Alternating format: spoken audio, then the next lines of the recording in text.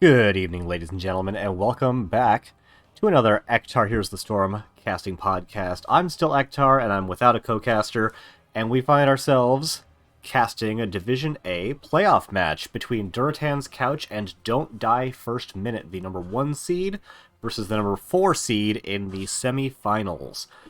As the number 1 seed, Durotan's Couch opted for map pick. They banned out Tomb of the Spider Queen and Brax's Holdout, a map that DDFM have played a lot, and a map that DC just don't like very much. Don't Die First Minute banned out Dragonshire and Garden of Terror, both maps that Durotan's Couch have chosen to play several times this season, and we find ourselves on Cursed Hollow for game number 1.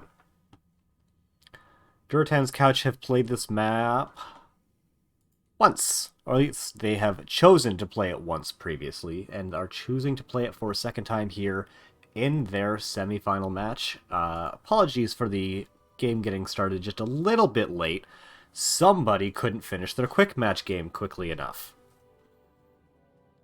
We've got all 10 players in the lobby. We've got the caster in the lobby. Yeah, I know. I would love it if my normal co-caster were here, but such is life. Ace has another playoffs to set himself up for this evening. Like I said, we've got all 10 players in the lobby, so just waiting for both teams to say ready. I see we've got the ready from DDFM. I don't see the ready yet from Durotan's Couch, so that's got to be what we're still waiting for.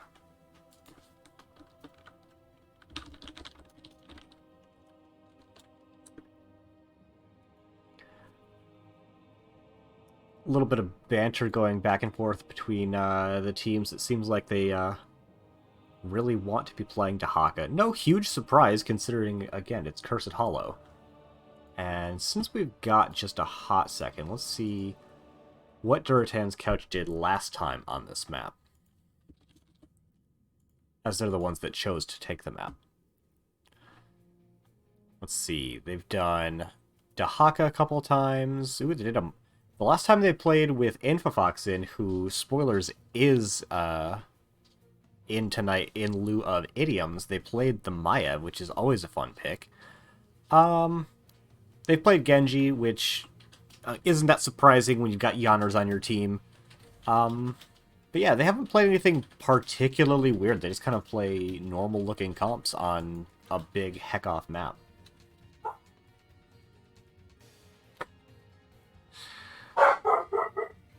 In case you were unaware, I've got a dog, and he doesn't like anything moving in the entire world, so, c'est la vie. Oh, I'm actually just noticing I'm on the best of 3 screen when we're actually playing a best of 5, and nobody called me out on it, so let's go self for noticing first.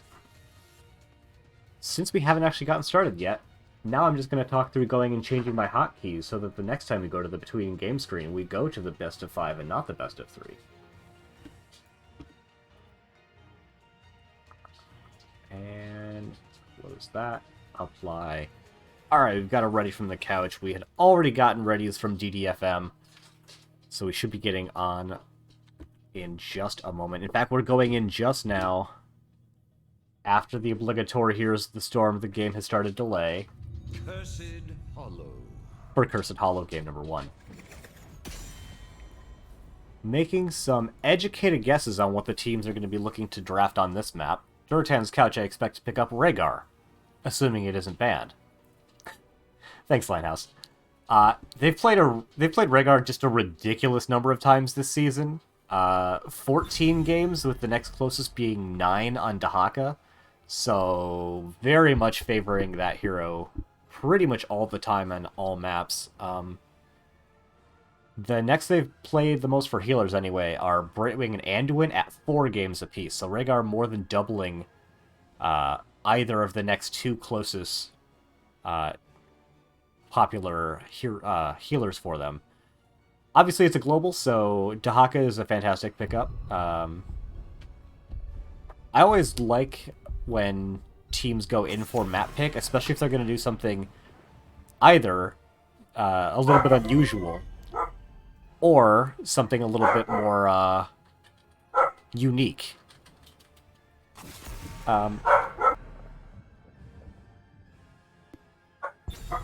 We got the Falstad bands coming out. Words are hard. It's been a while since I've wordsed in front of the camera. Falstad, the most banned against DDFM. If I recall, it was very effectively played in the series that I played against DDFM, so no huge surprise to see that getting banned out. The Blaze is, I think, a little bit of a surprising ban. The ETC is very not a surprising ban. Durotan's Couch have a pretty noticeable tank hierarchy, with Johanna and ETC definitely being the most preferred from them. So I'm sort of expecting to see a Johanna first pick. Johanna first pick is just pretty common in general, but against Durotan's Couch specifically, it is a winning strategy. And the Junkrat getting banned out. Not chosen especially often from DDFM, but it is banned against them quite a bit, so I wonder if that's just someone that DDFM have in the pocket and they're just not able to run very often. There goes the first pick, Johanna. Very expected. I like the draft strategy coming out from DDFM. Shows very much that they have done their homework. We want a Majesty co-cast. Majesty, do you want to co-cast? I saw you had the idea floated at you. If so, we can get you in here for game number 2, because we're certainly not going to disrupt the lobby. And there's a delay on Discord stream, so it wouldn't be particularly good, but if you want to get in for game 2, let me know.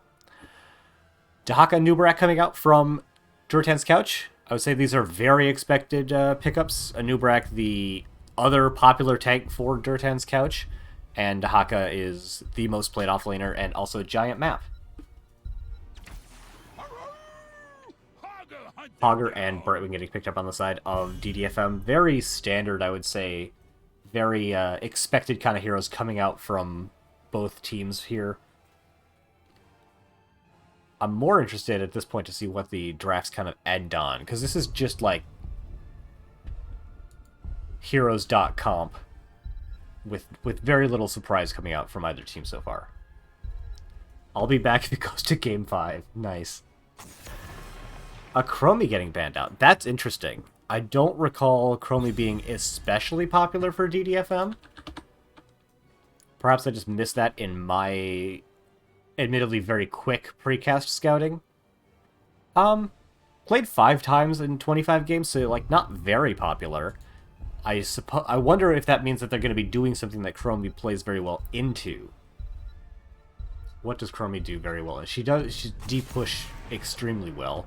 We've got the Maiev ban, very nice, considering that, I suppose that means that they noticed that Infofox is in fact playing tonight instead of Idioms, since I don't believe that they even have a particularly practiced Maiev outside of Infofox. Current Cursed meta Z's, yeah. Here, Cursed in particular suffers from Heroes of the Late Game teamfight. It's just so big and so easy to lose the game if you just punt a team fight late in the game, because you just get like boss curse and win, even if you never won anything before that in the game. We've got the Anduin Hanzo coming out, so not opting for the Rhaegar. Christinator is taking the Genji that I would say Yanners is so well known for. I love the counter draft coming out for DDFM here. Let's go into Fox. Oh, you know it, especially on Hanzo. Greymane is going to be the one rounding out the draft. Very high aggression potential coming out from DDFM. And if I recall correctly, and I famously don't recall things about the matches that I had played earlier in the season, but if I do recall correctly on this occasion, DDFM like to kill enemy heroes. That might sound like a shocker, but what I remember in the series that we played against them is that their macro was serviceable, but their ability to just kill you was very good. So Goliath is going to be having to be particularly diligent with those pulls to make sure that they don't bleed out kills to the heavy engaged potential coming out from DDFM. And because I'm remembering, we're actually going to get a prediction started here. Who wins game number 1? We're going to change those team names. 2 minutes on the clock. Get your heals in. Big gambles. I didn't mention that Giannis had picked up Jaina. Jaina can be very strong into heavy engage, especially if you end up going that shield on 13. Very strong. Although I think Giannis does favor the Icy Veins for the extra blow-up potential. But against this much frontline engage, I would not be terribly surprised to see them going into the shield instead. For battle, hero. Alright, spawning on the right-hand side in the red trunks, they are Don't Die First Minute with Christinator playing Genji, Robot Wizard on Greymane, Wild Pants playing Johanna, Toasty Buns on Brightwing, and in bot lane we've got The Sound 51 playing Hogchamp. And on the left-hand side, in the blue, they are Durotan's Couch with Yonners playing Johanna, Goliath not running with Scissors on Anduin, Wildcard on his signature Dahaka, Infofox playing the Hogger, and Captain Wedge leading the front on Anubarak. Checking the level 1s. We do have the Divine Star build coming up from Anduin. This is the best anti-burst talent on one that Anduin has. It's not a role that he fills especially well, but that is definitely the talent that you want to take against a blow-up composition. Other than that, we've got the expected builds coming up from Genji. I don't know Greymane. I actually don't see Greymane very often. If I'm thinking of the two, I'm not thinking of a particular game in this point, Ace. I'm just thinking of the match. I thought that they were just very good at killing. Big rotation into bottom lane. I think it was scouted by DDFM. The Sound is going to get caught in a big way. I don't think he has his E available, but Toasty Buns is going to be able to pump a lot of healing into him. Infofox is going to get very low and is going to go down. Genji getting that first blood. Wedge very low. Robot Wizard not going to be able to find anything. But definitely the better end of the engagement going over in favor of DDFM. Soak actually still pretty even, a little bit even in Durotan's Couch's favor because they did have that top lane soak, but like I said, man, DDFM, they just like to kill people. And by people, I mean heroes. They don't actually kill people. That would be horrifying. We've got Hogger taking the very quick bruiser camp, frankly, because he can. He's just the best in the game at doing it. And Fox and Goliath are going to be taking their own bruiser camp, but significantly slower, and not even just because of the early kill, but that's just how strong Hogger is on these camps. Looking at the other level ones, we've got the Tissue Regeneration. Yeah, Tissue Regen coming out from Hogger. We've got Globes on one, which I think has fallen out of favor a little bit for Jaina, and we've got the Scatter build coming out from Hanzo. I frankly see all builds of Hanzo taken relatively often, so just got a lot of build diversity on him. A little bit of stuff going on in mid lane. Christinator is going to dodge the stun from Wedge. Both Blizzard camps are meeting up, but it's under Durotan's Couch's wall, so aggressive posturing a little bit better for GDFM, but it will mean that the camp will get cleared in favor of Durotan's Couch just that little bit faster. Yonner's taking quite a bit of damage, though. Goliath having to really pump some numbers into him. Now we've got the level 4s in. I will, and I'm sorry about this, talk mostly about healer talents. They're what I know. Going into the, was it Divine Compass on 4? Moral Compass on 4, which I think is a pretty uncommonly seen talent. It is obviously part of the W build. Oh, Wizard taking quite a bit of damage there, but you still don't tend to see that talent taken quite as often, even if you go W on 1. Camp gets cleared in the bottom lane. Really nice timing coming up from Infofox to take their own siege camp, because we'll be pushing during the objective. Wedge looking for engagement, but not able to find a Christinator, dodging both stuns, but frankly, he'll have it back in time before anything particularly noteworthy should happen. Christinator taps, goes in for a little bit of damage, but really not going to be able to find anything. 4B in the bottom lane in favor of Durotan's Couch. Robot Wizard, Johanna's going to be able to get the interrupt. Wedge, I think, did just burrow charge. He's in a little bit of a rough spot. Robot Wizard's going to find some nice damage. Wildcard is the first of the two globals to respond into bottom lane. Brightwing not really able to clear this camp. Big tongue that I actually missed hitting it under Robot Wizard. We saw the follow-up, though, and that is going to be the first kill for Durotan's Couch. Johanna is quite low. The Sound is low as well, and the Sound will be the next to fall. Wild Pants going to have to take the Hearth Express back to the Nexus. And, yeah, Genji is able to get out there and start getting that soak just a little bit quicker, but not a whole lot quicker. Wedge is going to be there just in time. Christinator not getting hit by the raw stun. Gets hit by the second one, but really nothing that Durotan's Couch is going to be able to actually do about it at this point.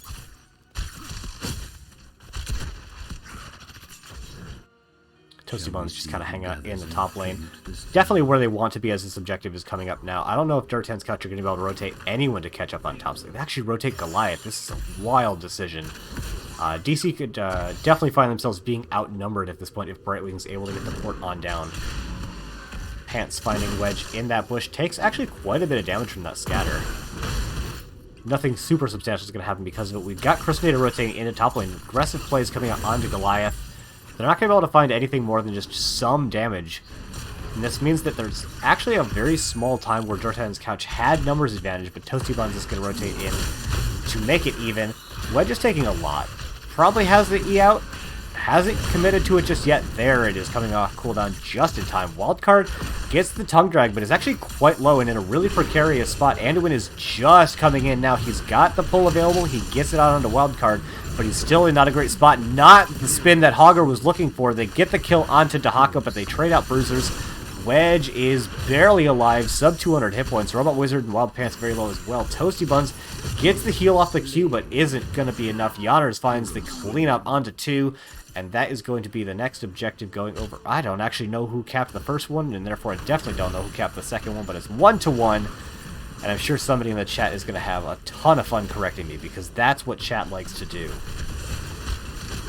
Boss is getting picked up now by Durotan's Couch, as there's no way for DDFM to respond to this, having traded out those two heroes on Durotan's Couch's side of the map. An errant E is going to find some follow-up CC for Christinator with that tongue drag.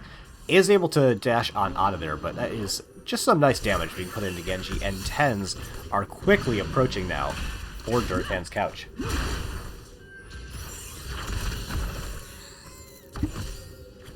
Tongue drag hitting out, but not finding anything of particular note. We got Robot Wizard in the bottom lane. Definitely looks like DDFM should be conceding this position. Ooh, don't worry, nobody saw the boss route into stun combo. In the top lane, 10's online just slightly faster for the side of DDFM. Christinator is going to find the interrupt, but the Light Bomb is going to secure that kill. Narrowly missing coming out from Infofox. The sound is quite low. Gonna have to hog wild on out of there, but he hog wilds himself out of the frying pan into the fire as he gets hit with the isolation. A second failed phase shift coming out from Brightwing. Johanna might have D-Shield available. Does not have their heroic, however, to peel for them, and that is a third uncompleted phase shift coming out from the Brightwing. And 3 more kills and a boss, almost certainly in favor of Durotan's Couch.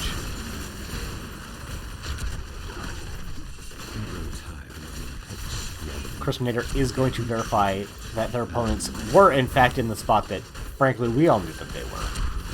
Boss is going to get picked up here for a DC. The numbers of DDFM are up in time to try to make a play over this objective. But frankly, with as much time as it's going to take them to get into position, they might just want to eat this curse phase and set up for a good defensive position on the boss. I think if they try to go in, the risk-reward is very in Durotan's Couch's favor. We're going to hide heroics for the time being. You can see them on the top anyway. DDFM are looking to make a play for this. Brightwing is still in bottom lane. Gonna get the port in just a minute, trying to equalize that XP. They get the port onto Robot Wizard. A huge arrow is going to find a lot of stun, but a really big X-Strike is going to find damage as well. First kill is going to go onto Genji. The sound is very low. Going to get stunned by Wedge, and that's a second kill in favor of Durotan's Couch. Yanners is looking for more, and that is, like I guessed, 2 kills, and also the objective going over in favor of Durotan's Couch. DDFM do get to clear on boss before the objective comes up, but that's still going to make for a really rough defense.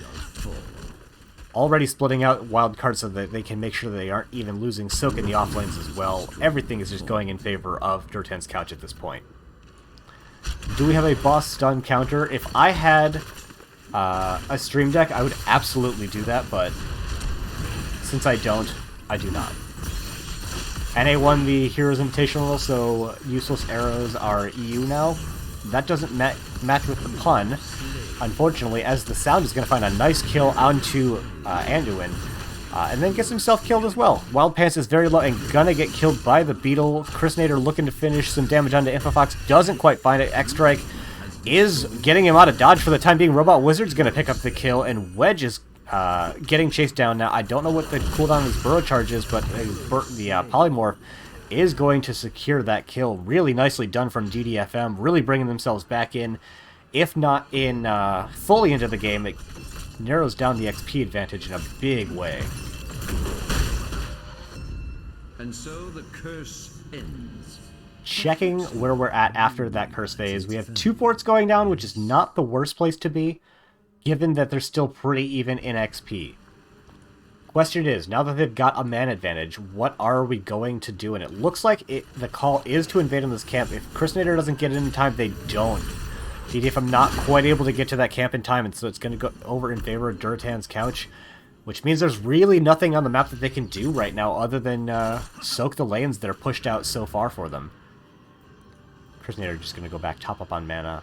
I'm a big fan of this maneuver. Save your tap, since there's truly nothing on the map for them to fight over right now. Since I haven't talked about talents literally since level 4. Oh, we got the arrow coming out. No time to talk about talents as we got a big stun coming up from Durotan's couch. They find the very quick kill onto Greymane. Hogger is going to get in to try to peel and will do so successfully. Christinator is able to get on out of there, but really nice engage ripped by Durotan's couch. Back to talking about talents. We do have the continuation of the W build coming out from Anduin. Though I would still expect to see double pull coming out on 16, even if you go full W build, you don't often go into Holy Nova. Personator's going to try to find some damage. He does get in, get a teeny bit of damage, and dashes out really before Durotan's couch can respond, but frankly I don't think that's going to find anything particularly valuable for either team. As I guess, we actually do still have the Icy Veins, so not fearing the blow-up potential coming out from DDFM, and frankly, I don't think he's died too much. One time? Yeah, that's totally fine. 16s are on the horizon for Durotan's couch, but they say to heck with that. We've got position on map. We see Greymane in the bottom lane. We can take this boss even without a significant advantage. For their part, DDFM probably identifying that their opponents are on boss, but not wanting to take an even talent tier fight just prior to 16 on boss, decide to take mid-fort, and I actually like that call quite a bit. They have a lot of time before they really need to commit to anything. They can clear out bottom lane. They don't need to fight over a curse because their opponent still needs to get 3. So they can just soak it out. You know, their opponents have a small XP lead by virtue of a passive, but they can get that XP lead by virtue of minions being closer, so they really have all the potential in the world to just sit back and let the game continue going on. No surprise, Durotan's couch are going to pick up the objective in bottom lane. I would like to see Brightwing in top lane right now. As a split soak Brightwing aficionado, I always like to see Brightwing in an off lane, much to the chagrin of my teammates that need healing, but you know, such is life. As a player, this is kind of my favorite thing to do as a team in Durotan's couch's position. We're up multiple buildings, we're up in levels, we just sit back, soak what we can, let passive XP do what it can, and just let lanes push in until the opponents have to respond somewhere, and then we respond somewhere else. You literally just snowball the game just a little bit, and then you bring it to a glacial speed and let minions do all the work for you. I hate playing this game position as DDFM because you feel like you have to make something happen, but anything that you try to make happen is advantageous for Durotan's couch. No increment on the boss stun timer this time, as we do have the boss getting started from DDFM, but frankly I don't think they should commit to this in any way. Wedge comes up, this is so risky from both teams. Oh my god, this is so crazy risky. Big root coming out onto Christinator, but they don't find a ton of follow-up damage off it. Yonder's in a really rough spot and is going to get taken out by Genji. I think the arrow missed. I didn't see where it actually went. Wedge is going to be the next to fall here. Infofox in a really precarious position. Going to get pulled out by Goliath. Wedge is in a pretty rough spot as well. That's going to be objective getting picked up, certainly for the members of DDFM. Infofox is going to get picked up as well. Very likely, as we've got some Shimada on Shimada violence coming out. Infofox is not able to run away from the younger, lither, and more robotic Shimada brother. That is going to be the objective going over in favor of DDFM, but more importantly, this top boss is huge for them. This will allow them to get pressure in top lane. Boss stun increment by 1. Thank you, Wild Pants. Although, with the 2 showing in bottom lane, I think DC could have recognized that this was happening, but I think that'd be an incredibly risky play to try and make. It is cool that they were able to come down and take this fort with 20 seconds on Hanzo. Really, there shouldn't be any way for Durotan's Couch to defend on this objective. Robot Wizard is backing. I think that's a little bit... I think you should be going, like, immediately. Just tap on the wave, you got it. You can't afford to get to the objective second. You really want to take this quickly before your opponents can get all of the all their heroes in place. We've got Brightwing showing in top lane, very expected, as they want to try to get level 20. Camp getting picked up on the side of DDFM as well. They're playing so greedy right now. Hanzo, he can't physically be there, but he's got the arrow. It's coming in. The first blow goes onto Wildcard, but the arrow did hit. They're going to find a lot of damage, but Janus is getting chunked out as well. Big Extract going to find some damage, but not a kill yet. But there it is. Crustader able to pick up the kill onto Janus. Goliath is getting brought very low. Brightwing is the next to fall, but Wedge and Fox in very dangerous positions. Boss picks up top lane. Wedge is getting chased down. Crustader gets another kill. Shimada Privilege gets Infofox into a better position, and he might be the only one to escape, but Crustader is actually still chasing him down. We see that Hogger is attempting to pick up the objective, and Infofox going to fall again. More Shimada violence, and this is exactly the kind of late-game shenaniganry that happens on this map. You get a boss, you get a curse, you get a big team fight, and that could just be the game in favor of DDFM. This boss still has 40% health, but there's nothing putting damage into it. Top keep is getting brought very low. It's 10 seconds until the first DPS can come up for the side of Durotan's Couch. 20s are here. Look at them. They're going away as we have DDFM looking to try and end on core, as Janus is up just now, but the core is falling extremely fast, and the boss is still relatively healthy. And with I would say a short of shocking turnaround, game number 1 goes in favor of Don't Die First Minute.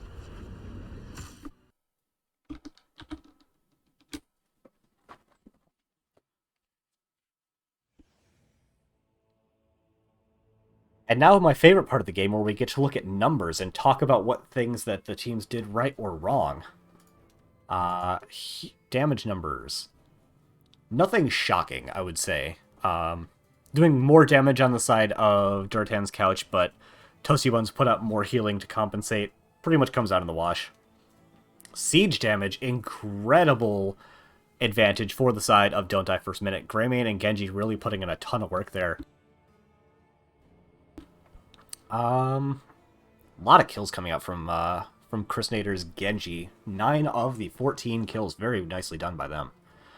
Yeah, we talked about healing. XP, big XP lead. Not a huge XP lead, small XP lead. Nothing probably statistically significant, but the siege damage numbers, I think, is probably the most meaningful set of statistics. But yeah, really nicely done by DDFM. Like I said earlier, words are hard. Able to just not lose enough in the early game such that DC had the late game clinch. They were able to stay in the game, take a pair of very convincing late game team fights, and suddenly that's just the game.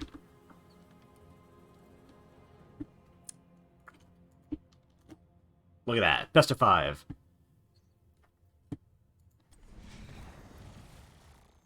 Hello, we have been joined by Majesty as co-caster, so I don't have to do all of the talking for games 2 through N. Welcome, Majesty. Hello. It's been a long time since I've been a co-caster. It's exciting. I distinctly remember you casting last season at least once, I think. I've done casting. Okay. I think I even casted one game this season, but I haven't done co-casting. I know you and Infofox were a casting duo 2 seasons ago. Not 3 seasons ago. 3 seasons ago. God, time flies. Yeah. I've dabbled in it for a while. I would say that's kind of where I'm at as well. I've done like 6, 7 casts now this season. I just been busy, man. Yeah. I just found I enjoyed playing more, so I just did more of that instead. That's very fair, actually. have been invited to a lobby. I don't know what it is. And so we don't spoil Twitch chat quite yet, and primarily, to avoid pre-rolls, we're going to get another ad break out of the way, just so that the shouldn't be any ads during the game, because that sucks way worse than, Madison and I filling time waiting for the game. Can I get an invite to the lobby? Absolutely.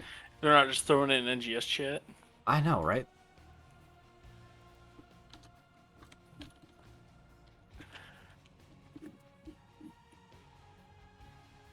Alright, so for the maybe one person here that is subscribed and therefore can still hear what's going on right now, we find ourselves on Infernal Shrines for game number 2, as chosen, it appears, by Durotan's Couch.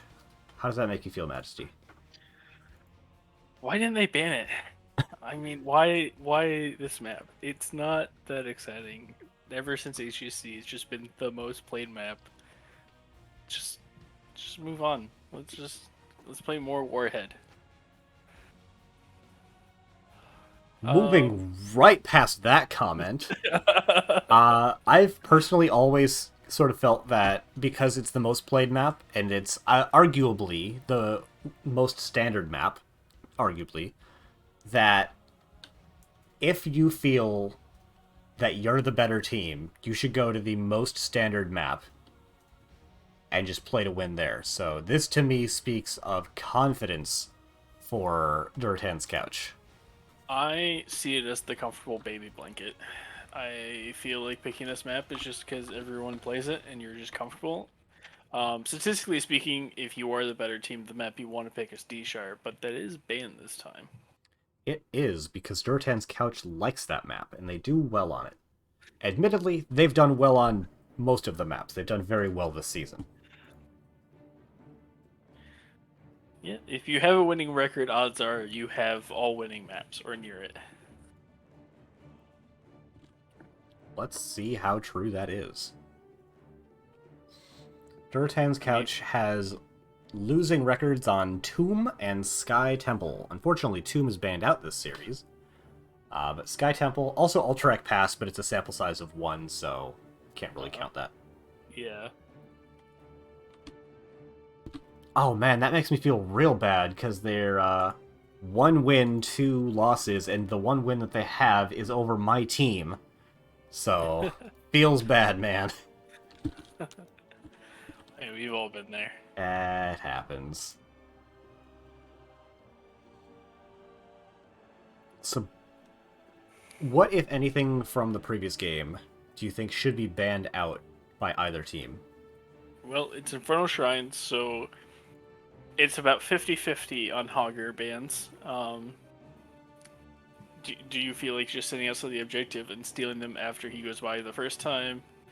Or do you want to just remove him so you can actually have like a proper fight inside the shrine? Dahaka, I don't know. I know my team played it a bunch. I feel like a lot of people in the off lane have started to favor him again for that extra macro. Other than that, I don't feel like anything wasn't counterable or you couldn't adjust to it. Yeah, I agree. I'd say Hogger, at least of heroes from the previous game, is, I would say, the most obvious ban target, because it's shrines specifically, but there didn't seem to be like a real linchpin that just made everything happen for either team, or anyone that particularly overperformed, so I could see the teams just having relatively similar bans to the previous game, because they were mostly target bans. Yeah, in my semifinal game, we did our best of 3, and the 4 original bans stayed the same for all 3 maps.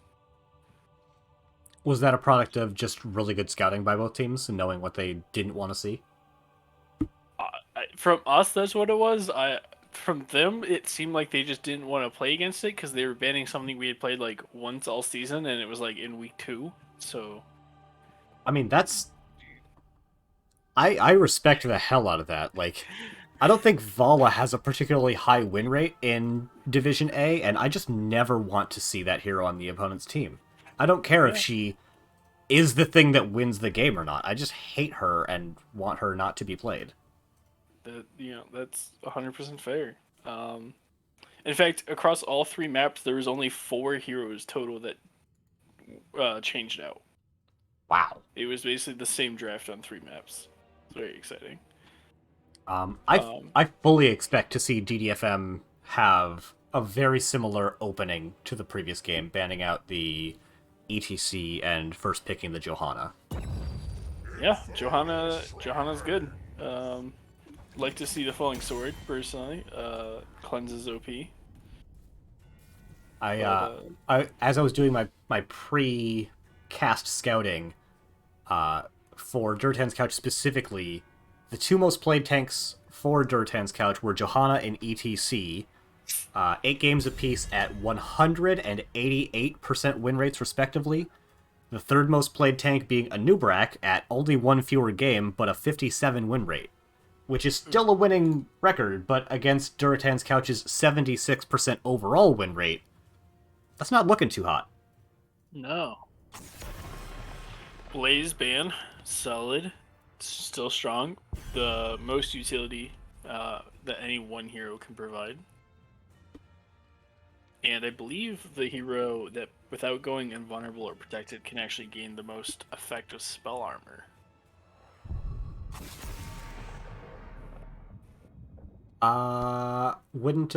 If we're going all the way to 20, I think Arthas hasn't beat with anti true. spell. But yeah, for reasonable most of the game considerations, absolutely. Yeah. At 16, he can hit 87.5% effective spell armor. I gotta say, if we're going all the way to 16, I'm willing to count Arthas in here. That's only 4 levels away. Well, Blaze needs it to get the 50 spell armor. But he does have to use his passive at the same time, so it's a little awkward. I mean, you say that's like just using Spell Shield in a lot of cases, though.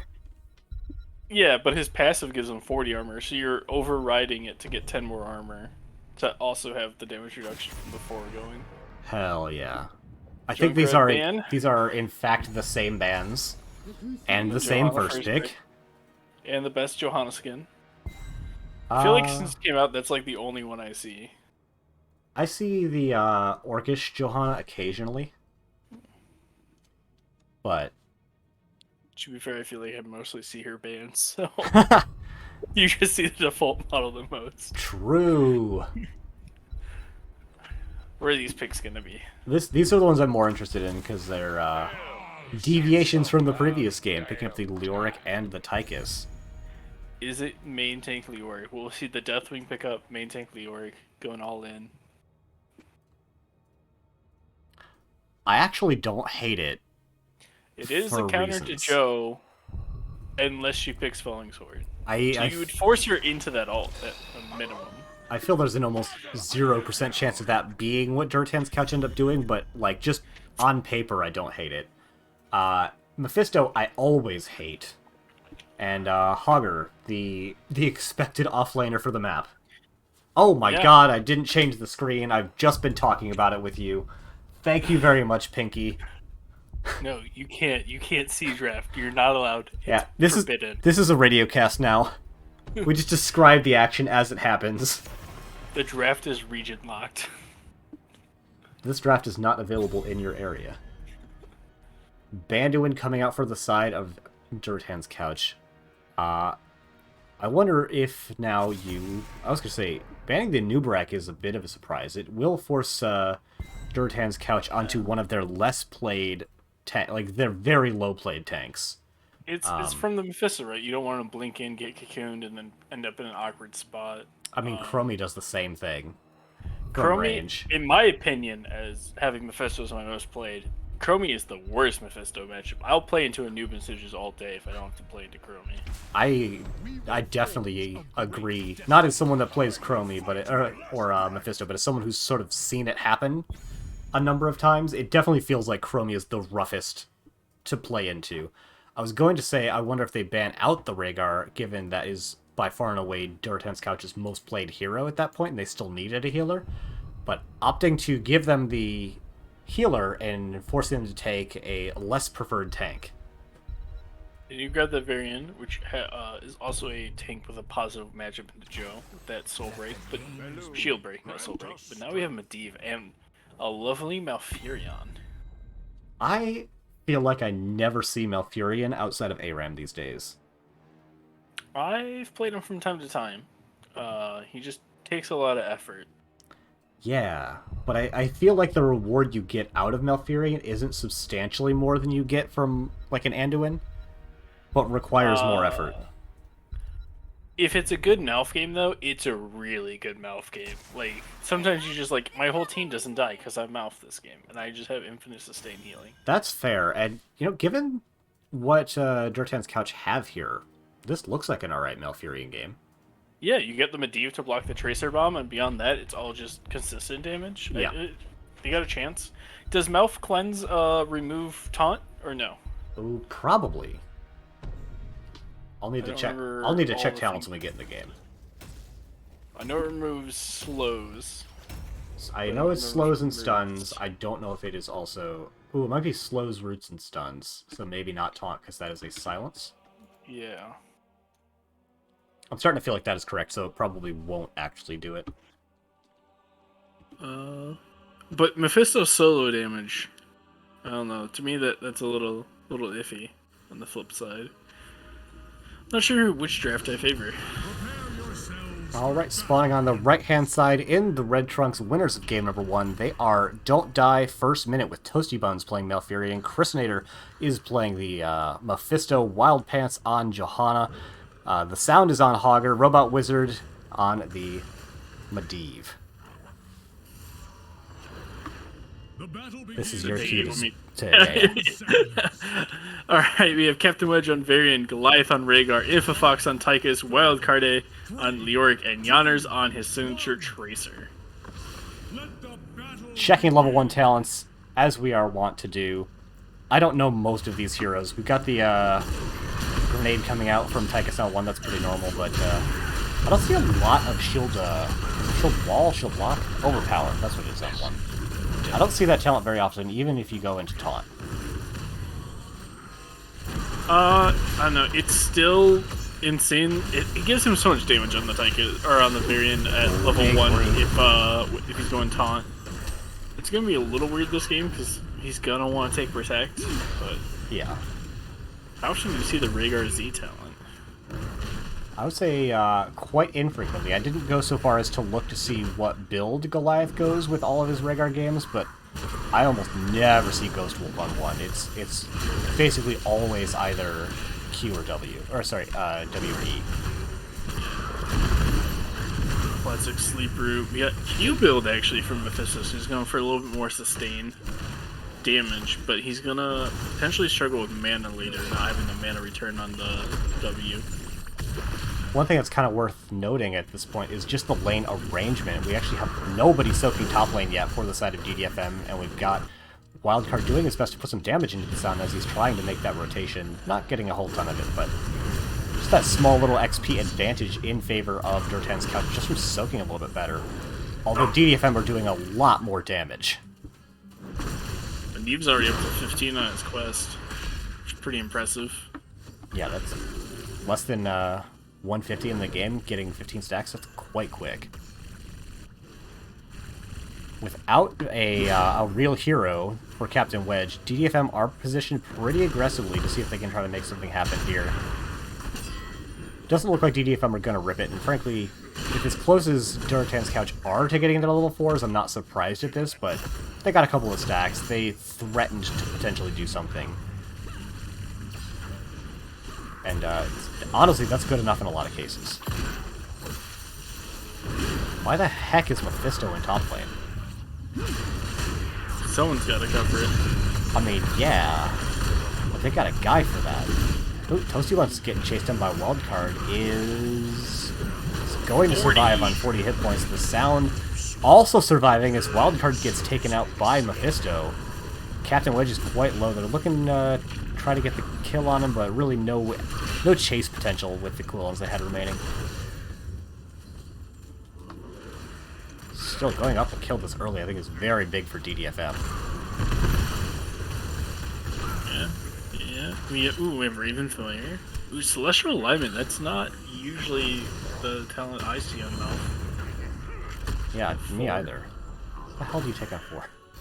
Why can't I remember Infurian talents? Q applies to Malfurion. Yeah, that's the one. Or double Innervate. You know, even being up a kill, DDFM opted to cede position to take the Bruiser camp in top lane and letting their opponents get 10 uncontested Shrine minions. Big Protected is going to keep Toasty Buns nice and safe from the Pulse Bomb. Sleep Root's going to hit onto Varian, but really just kind of inconsequential poke damage coming out from both teams in this moment.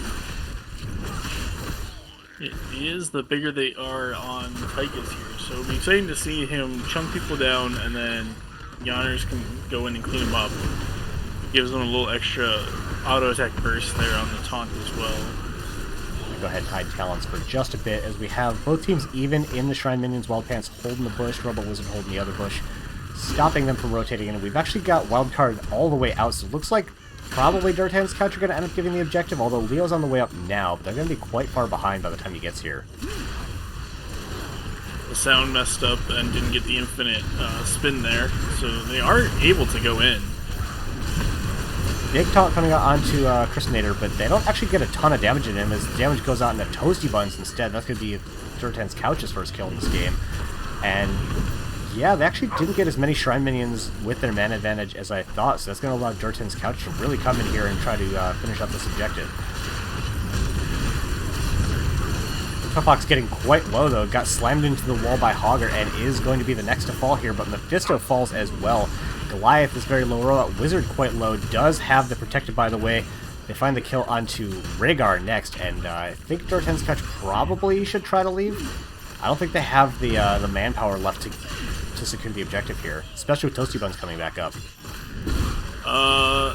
I think they can get the last 4 that they need. Wildcard will probably have to die for it, but if he can get like 1 or 2 more over, Yanners should be able to clean up some as well. They just barely don't get it, and now Wedge is in a really compromised spot, is going to fall. Yanners is not going to get caught out here. Leo gets caught, but there's no real follow-up coming out from DDFM, so really lucky by them. By Durotan's couch, that is, on the jump here, but not getting it over the wall is pretty rough for them. Yeah, it's always unfortunate when you can't get it over the wall. On the bright side, it's not frozen, though. Yeah. I think in the early game, the mortar might actually just be better, just because the heroes are relatively not very strong compared to the buildings, and the mortar does the most siege damage. In the early game, I find frozen because most of the damage killing it is at the buildings and not the heroes. That's fair. Look for some damage in the Christinator. If they do get the taunt, he'll get the port away. Will not get the port away, didn't even make the attempt. Really good kill coming out from Durotan's couch. Gonna let them get level 10, if not with a time advantage, they'll have a man advantage, so there's really nothing that DDFM will be able to do, even if they pick up the 10s quicker. The Sound is watching Wildcard take this camp, opts not to try to make a play of it, though. Medivh level 7 did not go Exploding Protect Shield, did go for the auto attack after Q. So he's getting a little bit higher damage here on the Medivh. Slightly lower potential burst, but if overall, actually, with Durotan's couch's comp, they might not be pushing enough damage into that shield to make the explosion overly worth it, I guess. Got a little bit of damage coming out from Yanners in bottom lane, but once again, pretty much just inconsequential poke. We do have the 10s in from both sides. Y'all can see what they are. I don't feel the need to explain all of the heroics to you, so if you have any questions, let us know in the chat and we'll explain them, but otherwise, we're just going to continue talking about the game, I think. Camp getting picked up here for the side of Durotan's couch. A little bit early if they actually do end up capping it here. They'd love to have this pushing during the objective, but the objective phase hasn't even come up yet, so gonna be a hot minute, and I think they'll probably just end up taking it now.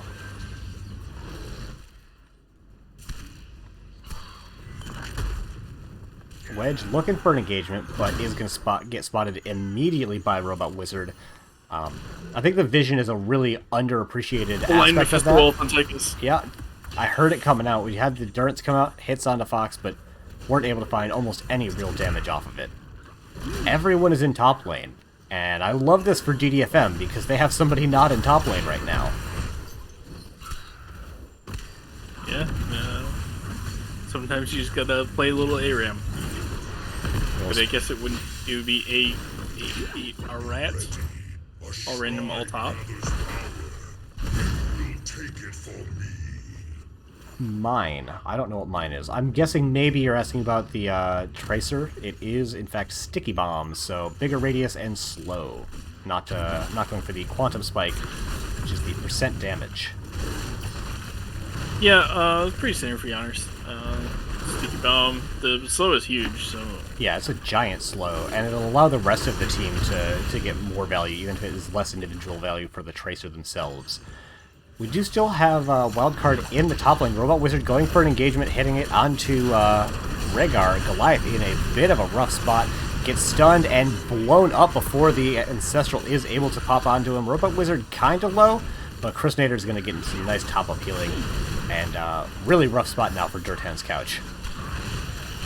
It will be Shattering Throws. You can see that coming out. They can close the Johanna.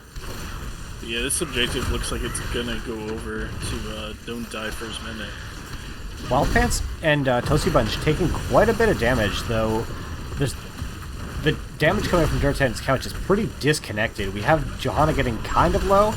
Isn't able to take the portal in time. Really nice engage coming out from Yonners. They find a taunt onto somebody. Chris Nader is getting very low and is going to get taken out as well.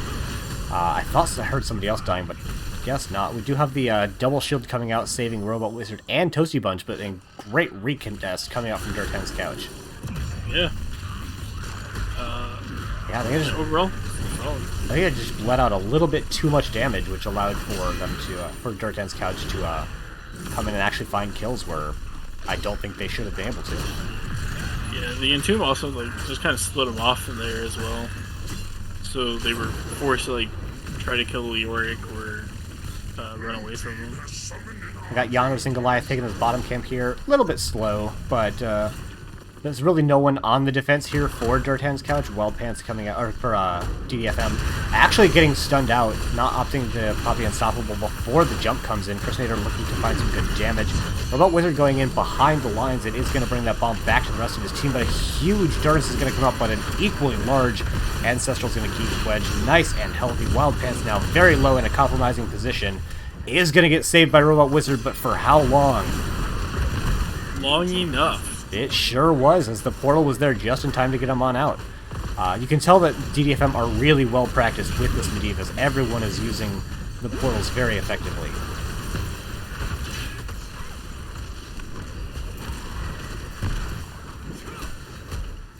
Objective is going to go down in bottom lane. Durotan's Couch are going to use the space bought by the Protector to take their opponent's siege camp. This is a nice, consolation prize. They got the fort, which it was expected value, and they didn't get anything else notable in bottom lane, which is kind of what you're hoping for. But the really good defense coming out from DDFM made it so that they couldn't really push in to get anything else, and so I guess we take the siege camp.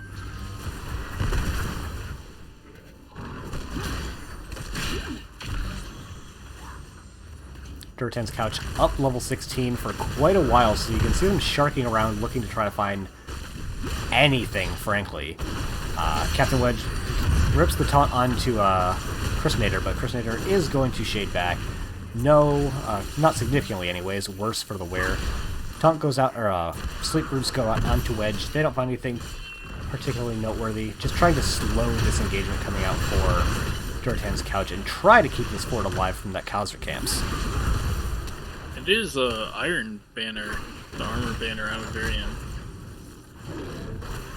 It's not usually it, but we don't see the spell power, which I guess kind of makes sense. I wonder if we'll take the upgrade then, or not.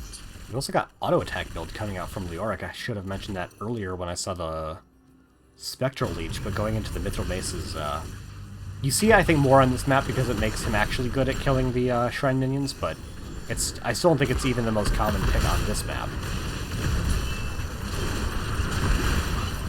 Defense coming out here for GDFM. We do see Wildcard on mid lane trying to get some damage into that fort. Top is going to be saved Mid's getting quite low, but I don't think Wildcard will be able to take this themselves if anybody rotates to try to stop him, but if no one rotates to try to stop him, well, I guess he just gets that fort. He had the right clicks to do it. He sure did. Hogger was distracted in bottom lane. A little bit of damage coming out from Krishnader, but not really finding anything noteworthy. Got the taunt coming out onto Johanna. Toasty Buns is getting chased down by Yanners, having to pop that Tranquility to keep themselves topped up. We do have the Leyline coming out again and comboed very nicely, but very good Ancestral coming out is going to keep Influx alive, even through the damage cut. Toasty Buns is still getting chased down by Yanners. They don't actually find the kill. Wild Pants is getting kind of low. A lot of strong chasing, really from both teams, just back and forth, ebb and flow with both teams. There is the ult cooldown reduction coming out from Robot Wizard, finds another Leyline onto Yanners, but they don't get anything substantial from that time stop. Or is it a stasis? I can't remember. It is time stop. Let's go. Wham. Yeah. Good portals and protection shields. I agree. Both teams have done a really good job of disengaging and re-engaging. Wildcard coming in very aggressively, looking to try to find something. What he finds is a third of his health missing. That's a lead work. Yeah. 1 Q. We've got big damage actually coming out from Krishnader. You're getting Wildcard and Wedge quite low. We do have another Whiffed Endurance, but it's a very high impact ult, but at the same time you don't miss it all that much when it's gone. The sound is actually getting very low. Gonna bring that Pulse Bomb back to Toasty Buns, give him some damage and slow. Goliath is getting quite low. Huge damage going out on the Infofox, and that's a big Leyline. What can they find off of it? Rhaegar kill. And a Tychus kill, although they trade off their healer for it, which, if this fight goes long enough, will start to be very good for Durotan's couch, although Wildcard and Yanners are both quite low. Wildcard's going to fall. Yanners is probably going to make it out. He's Tracer. The Sound is not going to survive, however, uses Hortipult and finds only death.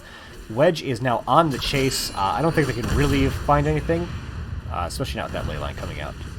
Yeah, Leoric died and they decided to use their fort as their third teammate. I mean, if I had a teammate that applied a stacking 5% armor debuff on auto attacks, I'd pick him in draft sometimes. Yeah, sometimes. Yeah, depending on what the rest of the kit looks like. Dinosaurs are, It is a mana advantage in favor of DDFM, but only for a moment as Wildcard is up and ready to entomb. Isn't going to rip it quite yet. Krishnader going to take a little bit of damage, but frankly, Pulse Bomb isn't all that threatening when there isn't fallout from the rest of the team quite yet. Malfurion's clearing bottom lane, which to me says that DDFM need to be getting this point. Hawk came out on Johanna slightly before Fox was able to get into range to do anything. Let's say a little bit of poor ult synergy coming up from DDFM, hitting both the Durance and the Leyline kind of at the same time. Toasty Buns is here now, and DC only got up to 16 Shrine minions. However, they are hitting to level 20s, so I really don't know that DDFM should be trying to make this fight happen. Ooh, I heard the demoralizing shout. Definitely the Captain Wedge special on the variant. If I remember correctly, it's actually Varian's highest win rate 20. Is it real? I never see that button taken, except in the 2 games recently where I saw it taken. I've seen it taken only a couple times. It's not super high, but yeah, Varian's, all of Varian's 20s are like doing alright win rate rise, but I think that one's actually the highest. Alright, we got the objective barreling down in top lane. We've got Hogger.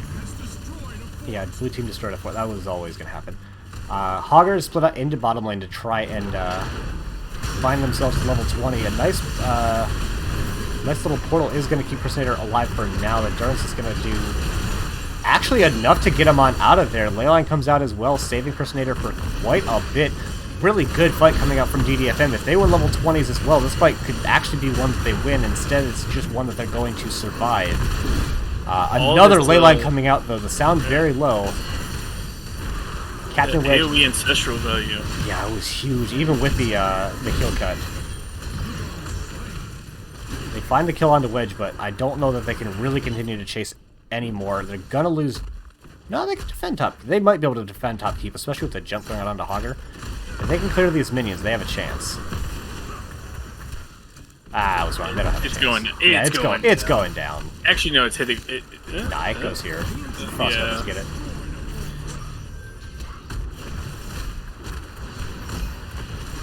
All the camps going over to DC. Yep, and this time it's not even a much of a consolation prize because they already got the keep that they wanted. They probably would have wanted to threaten mid keep as well. I think that was what the plan was. Just like skulk around mid, try to force that to happen so they have to split their attention, but unfortunately got caught on the crackback.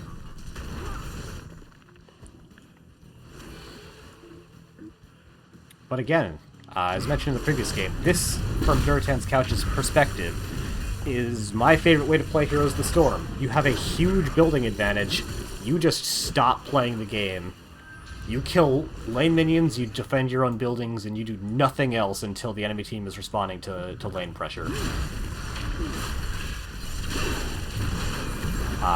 Durotan's Couch not seeming to be big believers in that, as they are trying to make a very aggressive play on their opponent's Bruiser camp. Really only spending a Pulse Bomb and the Entomb to do it, both of which are relatively short cooldowns, but it does mean that DDFM have an opportunity to try and find something. They're looking for it onto Yanners, probably the most difficult person on the entire Durotan's Couch roster to actually find a kill on. But they were looking nonetheless. Split push Tychus, let's go! Yeah, and you know, the members of DC are kind of stopping DDFM from responding to this. Odin's out. Odin's out. That button is big, and it is red, and that is going to be the keep going down for sure. And hopefully, if you're a Durotan's Couch fan, Infofox does not go down as well. He's got the spell armor. He can survive this team shows up as well. Yeah.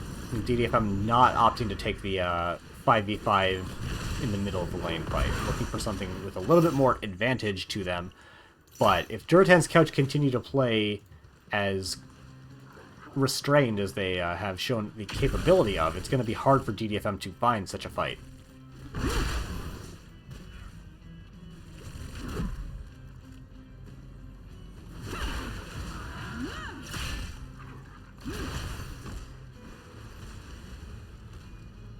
Hope you're drinking water, Majesty, because this is a long game. Strawberry lemonade. That is absolutely horrible. What are you doing? To be fair, it's strawberry lemonade sparkling water. Oh, okay. It's like a heavily watered down version. Captain Wedge gonna try to find something? Nah. Wildcard's gonna try to find something, though. He's got Entomb and he is ready to move. Toasty Buns does get the scout on him that will reveal him for, I think, 4 seconds. So not going to be able to make any wild flanks, and doesn't have the extended Spooky Walk range, so can't make flanks happen from out of nowhere, but definitely still the most threatening single button on the side of Durotan's Couch, I would think. Sound did expend their spin, so it's going to be a little bit before they can actually set up and try to make that happen again. The flanks are pretty exposed for the side of DDFM. We've got some catapults building up onto bottom lane. Wildcard is gonna rip the Entomb. That's a massive Entomb onto the back line, but a pretty big shield from More About Wizard is going to stop a lot of that from coming out and doing any real damage. Valkyrian is the first to fall here, and Robot Wizard looking not long for this world either. The taunt is going to find him, but a huge actual crackback coming out into Goliath. Wildcard going to be the next to fall. As these fights get smaller, DDFM are just doing better and better. Crustader is getting chased down by Yanners, but the Sound and Wild Pants going to try and do something about that, but the core is actually falling even faster than I realized, just now there's catapults in top lane that are going to secure the game for Durotan's Couch. I didn't set a prediction for Game 2. That's okay. And now we've had the winning game. We should make caster bingo. That would be kind of fun, actually. Especially in a best of 5 where you have, like, a bunch of games to watch. Yeah. Winions would have to be one of them. Oh, for sure. Do, like, Junkrat Band as your freebie. Johanna ban free space. Yeah.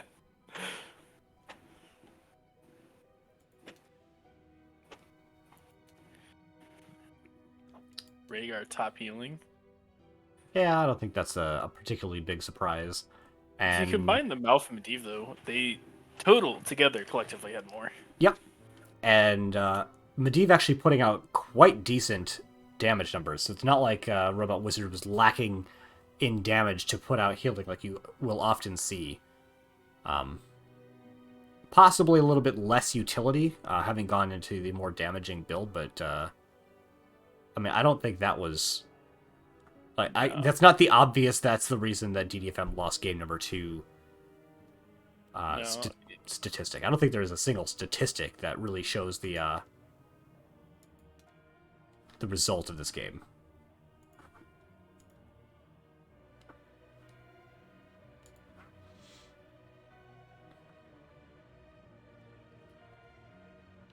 All right. We don't yet have a map number 3, but as before, gonna run that 1-minute ad break so we don't get mid-rolls during the game. Thank you for being patient, everybody, with all of the advertisements that are happening, and we'll see you on the other side. yeah. But also, because the advertisement goes immediately and we're on a delay, probably most people aren't going to actually hear that. Oh, I have it up. The advertisement is started yet. There it is. The Harry Potter collection, Deadliest Catch. This must be HBO. Oh, okay. I was gonna say, what did Harry Potter and the Deadliest Catch have to do with all this? Why is this HBO. the server I'm getting a ping in? Oh, okay, it's just an ad here.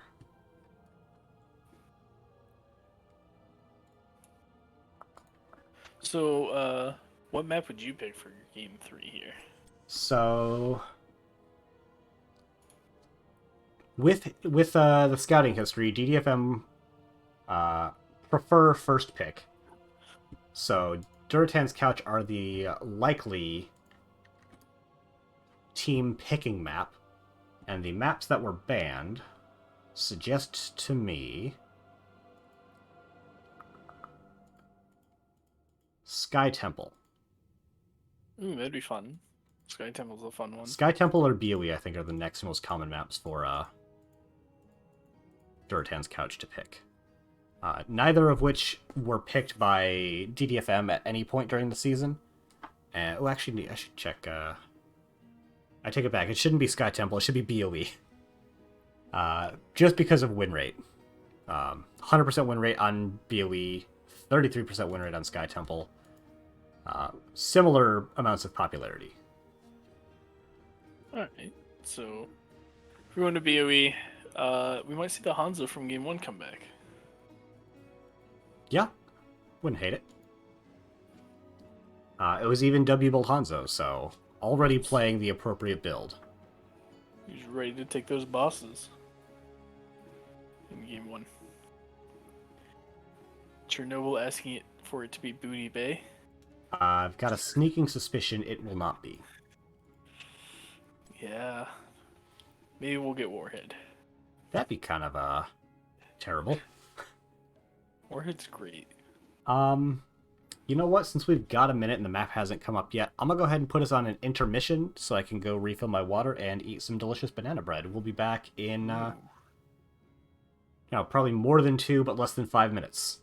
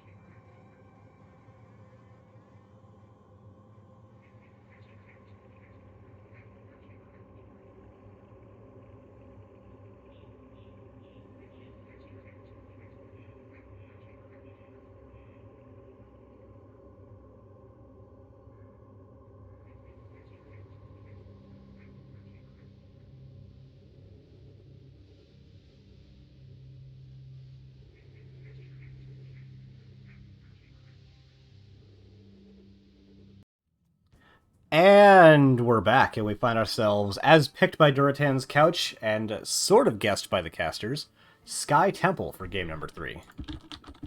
Sort of guessed by one of the casters. Hey, sort of guessed by 50% of the casters rounds up to the casters. Fair.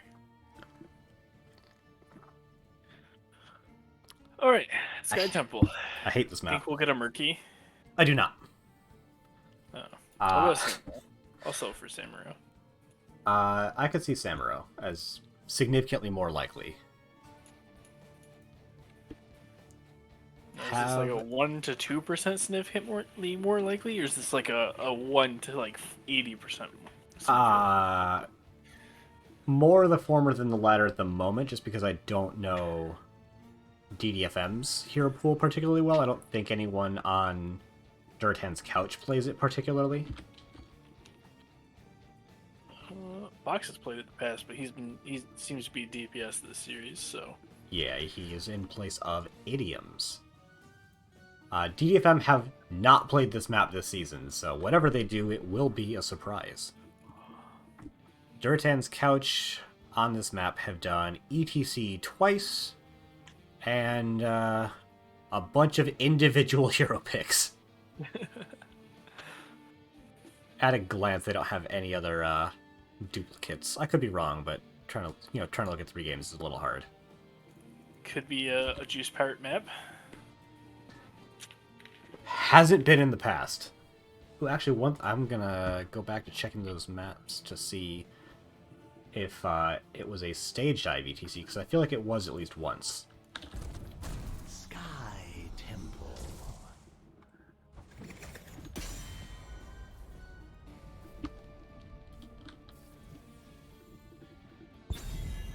Oh, good. I unmuted us and put us onto the draft screen. 2 for 2 on the bare minimum caster things. Let's go. Nice.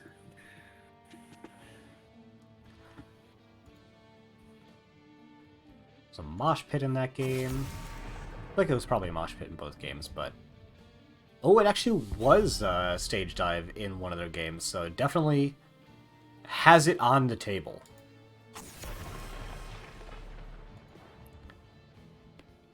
We do have a draft deviation with Dahaka getting banned out here first instead of Blaze getting banned out, and frankly, for the map, that makes a lot of sense.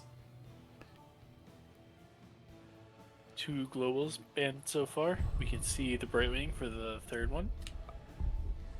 Blessing upon friends! Thank you, House of Toast, for the follow. Really appreciate it. I don't expect it'll come out from DDFM, and there's the ETC ban, so leaving Johanna available for the first time. Oh, no, never. What am I saying? They take the Johanna. They take the. It's the whole draft strategy. They've done it twice already. No shocker to see the same general strategy coming out from DDFM for Game 3.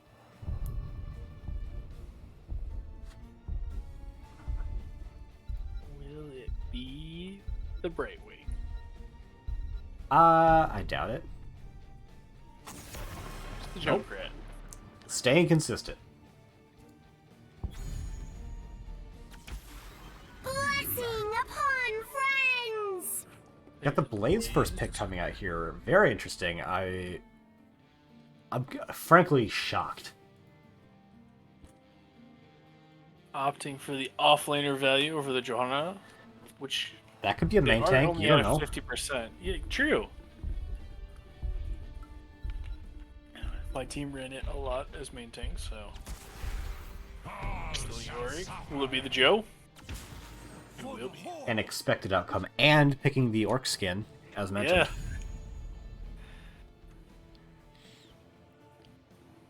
That is both of the frontliners for the side of Durotan's couch, which gives, arguably, DDFM the opportunity to respond.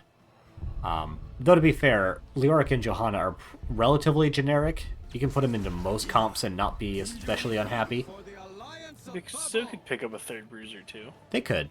A C-Smash variant. Infofox definitely known for playing his frontline heroes. They could pick up a full tank.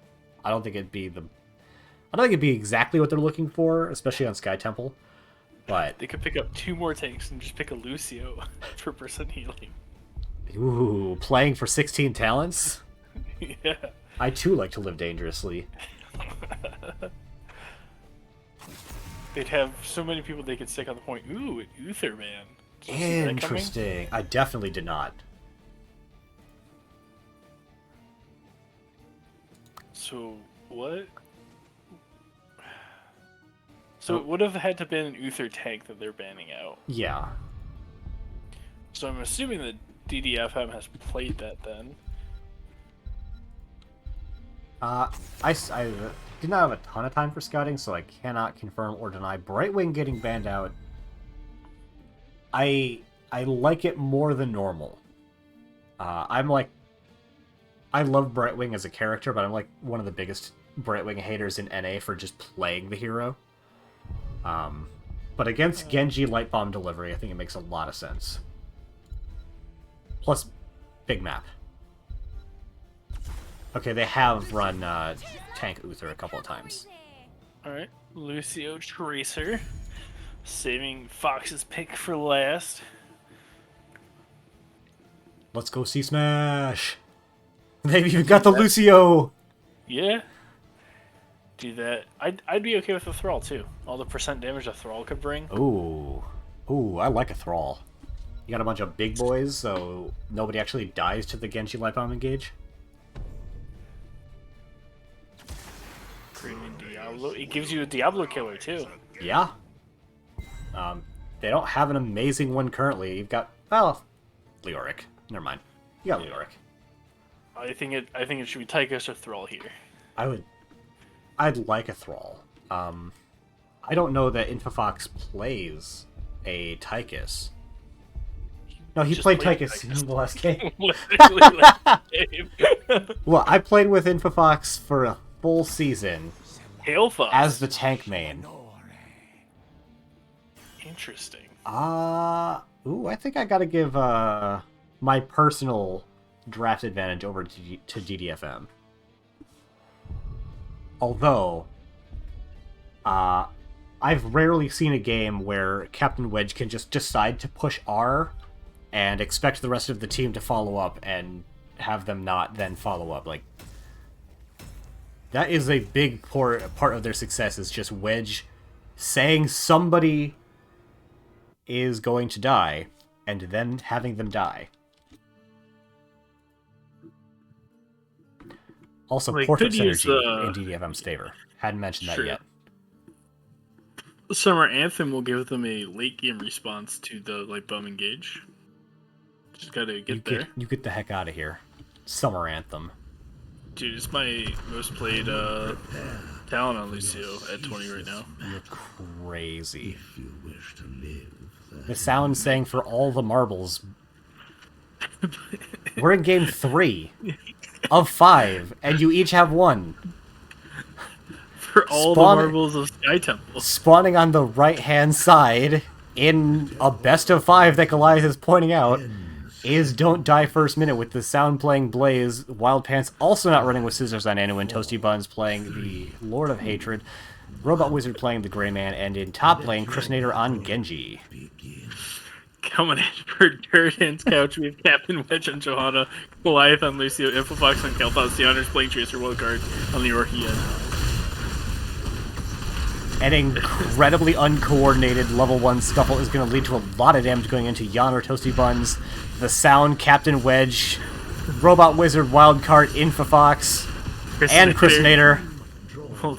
Well done, Wild Pants and Goliath, for keeping your health pools nice and high. We really appreciate it. Check out the level 1 talents. Double blind on Johanna. Oh, is that Smooth Moves? It is. I'm such a big fan. Exciting talent. Probably my least played level 1 on this right now. I think it is just the least played, period. And it's not close. It's good for DPS Lucio if you want to run that style. I mean, it's just good for trading out health. Speaking of trading out health, Goliath can be doing a little bit of that. Captain Wedge doing a really good job of eating the Chastise coming out, otherwise Goliath would have found himself in a really rough spot. Where did Fox's mana go? Into Flame Strikes and Gravity Lapses, I have to assume. Robot Wizard taking the camp nice and quick because he is in fact a Greymane. Toasty Bunch is going over to look at Durotan's couch and finds only Captain Wedge. Top laners are clearing the lane. They sure are. We're going to look at you guys because the off lane deserves love too. There looks like there's a fight happening, but I'm just watching Wildcard in the sound right now. Alright, they're walking... Nothing's happening in this fight yet. Alright, enough appeasing of the headcaster watching the offlane. Back to the 4-man. Captain Wedge walking out and allowing Robot Wizard to continue his auto attack. Buff and Infofox has paused the game and then left the game, and so we go back onto the between game screen. Level 4 is getting picked up here for the side of Durotan's couch, and although the audience currently can't see the talents, we've actually got a really interesting build coming out from the Kael'thas, going Mana Addict into Mana Tap. Thoughts? What was your question? I got the chat in game. Mana Addict plus Mana Tap, which, I mean, Infofox has been quite dry on the mana reserves, but I think this is what I would consider an overcommitment to solving the problem. Having talked to Fox about Kael'thas Talents, I don't feel like that's what he wanted, and that might be why he's restarting. It may have been like something that crossed over or something. Oh, like there was a lag and it caused him to click the wrong talent or something? Yeah. We're all healer mains in our hearts. True. I used to jokingly refer to NGS as Nexus Gaming supports, but then they split supports and healers into different categories.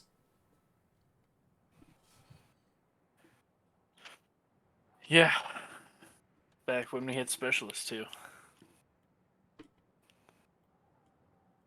Those were the days. Your 5 specialist comps. I was definitely a specialist main before I was ever a healer main. Zagara was my first unlocked hero, and I played her basically all the way to level 10, which was the highest you could get a hero at the time, before playing anybody else. Oh, my first unlocked hero was Abathur. Because I got the game just to play in Heroes of the Dorm. So I looked up like the only tournament I could find, which was the Cloud9 World Championship one. And I was trying to figure out like what's good and competitive. And I was like, Abathur, lock it in. I dropped like $10 to buy Abathur with actual cash. Oh man, I did in fact pay real money to play Zagara faster, so I can't chide you too much for that, but that's a hell of a way to get into playing the game. And, you know, back in the day, people would flame you for taking Abathur. Oh man, people thought that was a useless hero. And then we learned better, and now he is. He's got a niche. It's pretty small, but he's got a niche. Yeah. It's not so much the heroes, it's usually just the people that play him. That's fair. He is, I would say, actually quite hard to play and get good effect out of. Alright. Durotan's on their bruiser camp. Missing mid-soak. Yeah, Genji picked up that mid-soak. Genji Fox coming in to pick it up as well. Fox actually stepping up very far forward because he really wants that globe, and that's going to allow Christinator to get some damage into him. Toasty Buns almost got out there. Who was the healer last game, chat pointed out. Hey! My dog is trying to steal my banana bread. Wildcard rotating all the way down from top lane. Toasty Bun's in a bit of a rough spot. Pops the spell shield, but really shouldn't be able to escape and out of here with Wildcard, and now Goliath coming in to secure that kill. Genji came in trying to find a little bit of damage, took a lot more than he ended up dealing, and is going to be joining Anduin and Greymane in backing all the way to the Hall of Storms. And then he changes his mind and just goes to soak and is going to get damaged by Wildcard.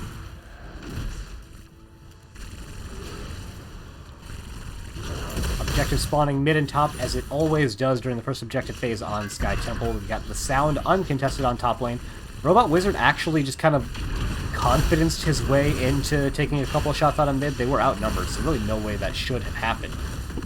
But now Durotan's couch are going to use numbers to reassert themselves onto the midpoint. Blaze uncontested top objective. Lucio's going to get caught just a little bit, but Wildpant's not able to find the root as it gets caught onto Wildcard instead. Toasty in a pretty rough spot. Robot Wizard doing what they can, but really not going to be able to get him out of there. But Infox is going to fall. Nice little compensation over in favor of DDFM. So 1 kill to 1 kill. All of top channeled by DDFM and most of mid channeled by Durotan's Couch. Pretty even exchange, I would say, other than the fact that Durotan's Couch dropped 2 kills. It is reverse amp for Lucio, so he's got to watch that with the Genji deflect. Yeah, wait, is it? No, that's the... Oh, it is reverse amp. Why did I think that was a different talent? Because I'm thinking it's 13, that's why. Impersonator going in to do a little bit of damage. Deflect gets caught almost immediately by Condemn, so not going to find any big damage off of that one. 4 people pushing in top lane and just trusting Wildcard to double soak mid and bot. Gonna get met with the rest of DDFM though, so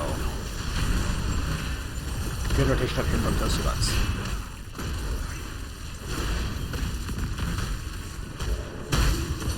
I was mentioning before the lack of Pierce coming in on level 4 now for both of the Anduin games that we had.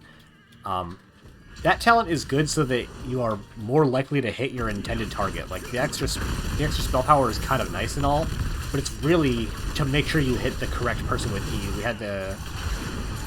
I'm still adamant that it's almost a never take talent. I actually prefer the other root talent. Not even those. You get extra auto attacks or something? Whenever you auto attack anybody who's rooted from any source, you throw 2 autos, and you get a little bit of mana back when you do. Impersonator is going to hop in, find nothing, and then jump back out again. 10s are here for the side of Durotan's Couch. Robot Wizard looking for damage into Wildcard. Wildcard could just rip the Entomb back on Robot Wizard. He sure is, and that's going to force the pull out. Really nicely done for really both sides. Just kind of forcing each other to play honestly. Ooh, I missed the kill in top lane coming out from Impersonator. Getting another kind of solo kill onto Infobox. Yeah, it's not the easiest Galefoot's game. It definitely is not. I think it'll definitely be better once they have their the mana barrier. Yeah. But until then, pretty rough. Big bullet coming out from Robot Wizard. We have a nice engage coming out from Crusader. Doesn't actually have X-Strike for the follow-up damage. The APOT coming out just a little bit late, and we've got the Pyroblast gonna get the kill on the Robot Wizard. Probably would have died most of the time anyway. Toasty Ones is going to be the next to fall here. Entomb just making sure he can't possibly leave. Crusader's able to hop on out of there, but Wild Pants probably can't. Goliath actually getting chased down by Crusader. Really nicely done. Great turnaround, but has no mana to continue on with this fight. And Yano's getting kind of caught by the boss just a little bit. Crusader looking to secure this kill. Is gonna find it. Bit of an overcommitment here coming out from Durotan's Couch, and I think both teams need to get off this boss, though. Yeah, they went back to aggro it. But it was a good Entomb, though, to get the Diablo kill preemptively before Bunker went down. That was pretty impressive. I thought the Entomb came out after Bunker was ending so that he couldn't leave. He dropped it when there was like a second left on Bunker duration, so he popped out into it. I see. Before Bunker ended, not before Bunker started. Gotcha. Yeah. Infofox is just getting ran at by Crusader this game, but Blessed Shield's going to have a thing to say about that this time. If Fox keeps getting killed, he can't finish the mana barrier, which means Crusader can just keep doing it. That is some logic. I can't deny that. Greyman is actually just going to go and take top fort, so losing out on bottom objective, which definitely doesn't get bottom fort, that's a trade-up in favor of DDFM, and the Sound is going to go and see what they can get in mid lane, popping that attack speed. But here's a fun stat for Sky Temple. So most games you have a slightly higher win rate if you get the first objective advantage. Sky Temple actually has a higher win rate if you win that second temple phase. Interesting. Because most of the time you just trade the first one. Yeah, that's true.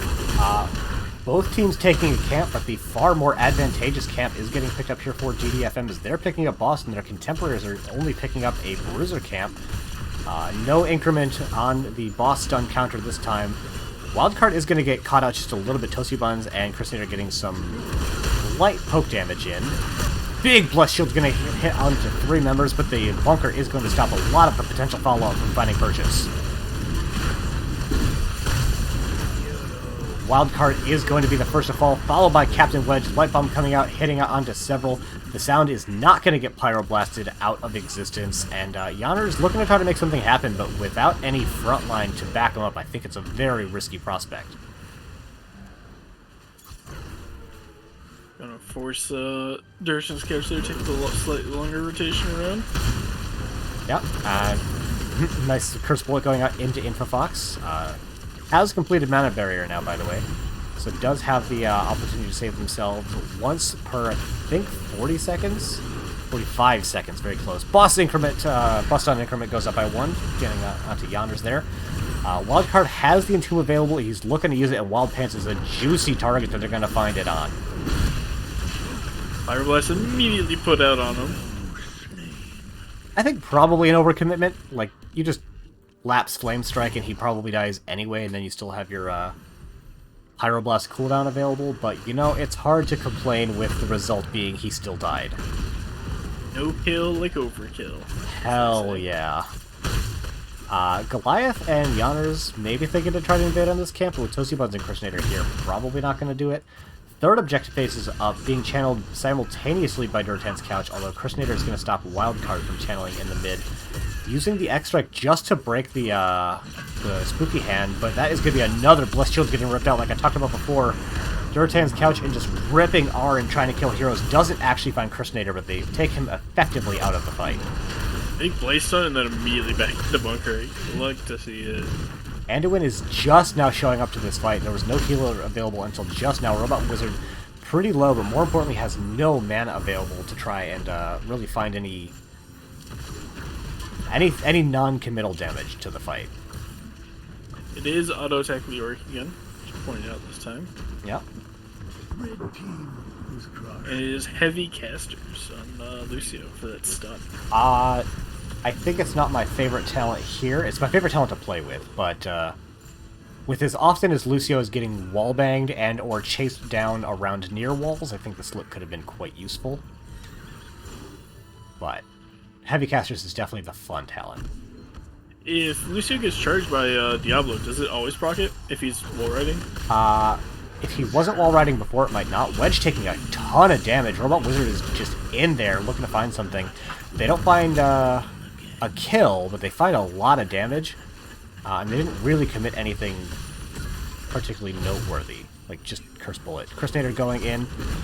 Does bait the Blessed Shield. Really nicely done by them. I think that was exactly what he was looking to do. That was not an attempt to find damage. That was an attempt to find a response. And oh boy, did he find it.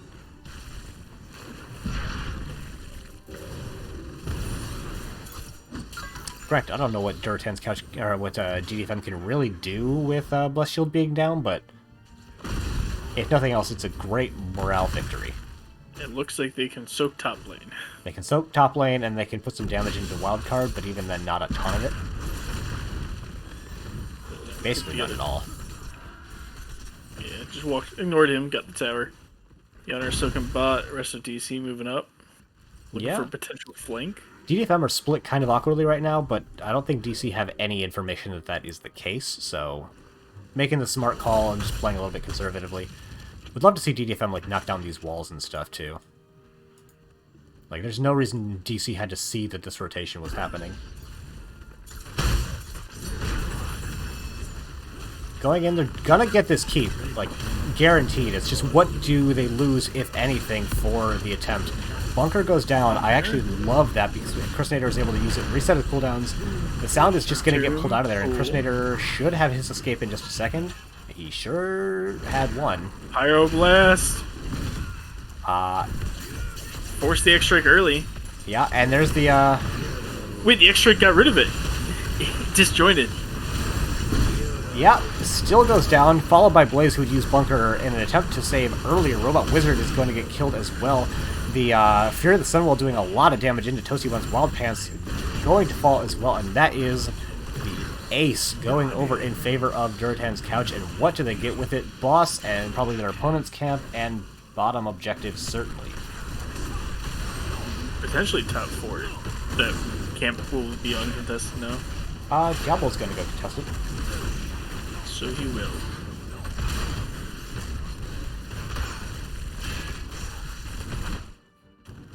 Yeah, I think he stops that. Not going for the camp or for the objective at all. I like this a lot because they can just do damage in bottom lane with their heroes until DDFM actually come up, and then they can start the objective a little bit. Yes, end the game. Idioms are crazy. They don't ever end here. Well, at least not after having already committed a boss.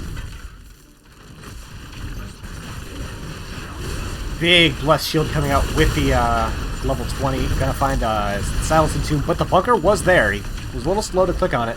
Ledge is taking shots and can't get out of dodge, and that is a 19v20 kill in favor of DDFM. Big stun coming out from the Sound. Gonna trade out his life for Lucio and for Leoric. Really well defended by DDFM. Their core is going to take a little bit of damage from this boss, probably, but that's still a very good fight that they definitely needed to take. But this is why I like. Yeah, this is why I like that that the objective was still up, because it means that another boss done. Durotan's Couch, I think, could have stayed for probably until about now. There's a Genji. They could have been greedier, but it's probably smart that they didn't. I would have called the end easy. Well, perhaps Durotan's Couch should have just won the game, but without your shot calling, they opted not to. Prove it. Get in there for game 4. Or 4. And there. And same situation.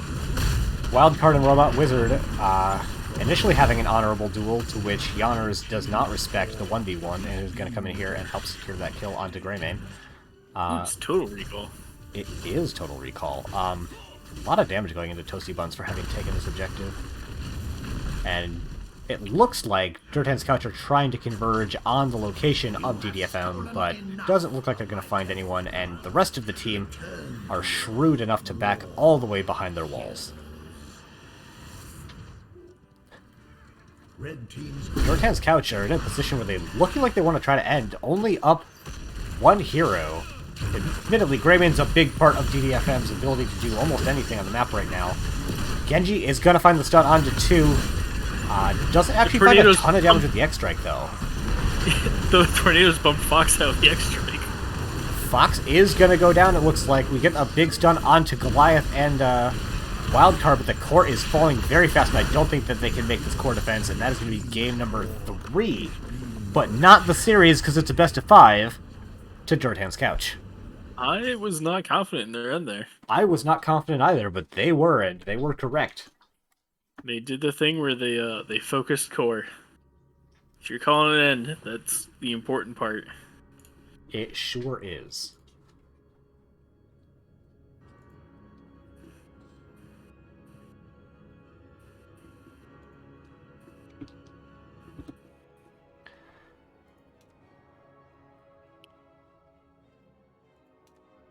Wildcard, I would say, continuing to impress with the 1v1 capability of the auto attack Leoric. Yeah, it's really strong if you can sit there and right click people. I wouldn't have thought that Leoric could just auto attack into Greymane in Worgen form, but he was definitely able to do that. And granted, Yanners was there to pick up the kill and make a guarantee, but it looked like he was just kind of winning anyway.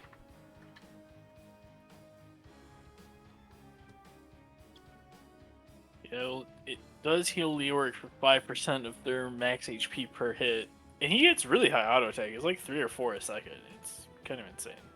Yeah, and he's got a big health pool, so able to just out-sustain the damage that Robot Wizard was doing. And I've been invited to a custom game, and I am continuing my guess from before that Battlefield of Eternity is going to be our game number 4. And I'm incorrect. Spoilers. I know. Right on the All right, screen. now I'm in here. I can see it. Ooh, but DDFM did not take first pick. That is why.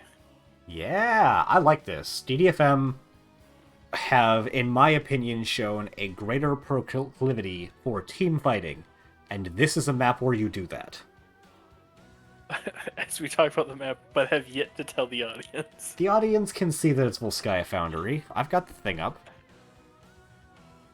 You did spoil it because you were still on the. I was, in fact, still on the summary screen, so it showed the Volskaya draft background, but, we do what we can. Crusader already saying they're ready. They're ready to jump in. Just moving on. Ready to get it over with. I'm sure that's exactly how they're feeling right now. To be fair, they did just find out at the beginning of the last map that it was best of 5. They may not have planned for that. The sound bargaining with Durotan's couch, saying, "We gave you your comfort picks. How about you give us a comfort pick?" I don't know that Durotan's couch will be so easily swayed. But, I mean, this is a less good map for Falstad. What's the longest game you've ever casted? Definitely in the mid-30s, but I don't know for sure. I didn't cast it. The longest one I saw was 49 minutes. That sounds awful. Not gonna lie.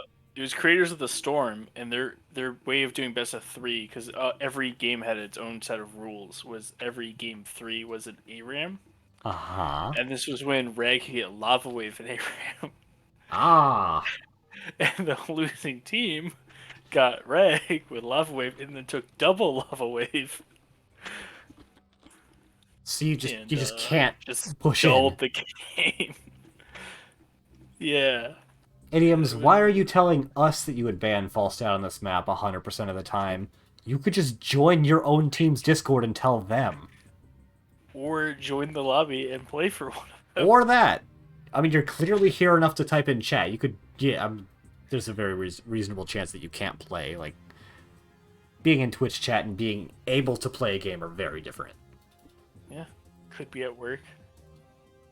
So, in your opinion, since we've got a minute since the lobby hasn't started yet, or since the game hasn't started yet, which all of the same hero brawl has been the most fun for you? I've only had 2, of which the first one I Alt F4'd out of, because I do not like them, and if I'm not in a party, I will Alt F4 out of all of them. And if I'm in a party, I'm asking if we all just want to leave. But the Butcher was the only one I've played this time around. I've played the Butcher. It's certainly not one of my favorites, but at least it ends quickly. It does. It does. We were a little surprised. But basically, our team had everyone but one person go block, and the enemy team had 2 people not go block. And that made the whole difference in those early game fights. I do like that the, what I've started calling all-for-one brawls have some very powerful and sometimes not the commonly chosen talents as being incredibly powerful. We did an all Lunara brawl, and Abolish Magic removes all damage over time effects from a target and from yourself. So it becomes incredibly powerful when damage over time is all of the damage. Really, if anyone just has dot damage, it's super strong. Also, if you just need a cleanse, Yeah. It's not a talent I see taken very often, though. And when it is, it's a very specific kind of answer. Usually to crowd control. It's a talent that probably should be taken more. That's fair. Who needs utility when you can just take a damage talent there? Spoken straight to my heart, honestly. The other, I think, sort of secret sauce, all-for-one ARAM talent selection is the cleave talent on all Imperious. Because the way those end up working... most picked talent? I don't play Imperious and I don't see them all that often.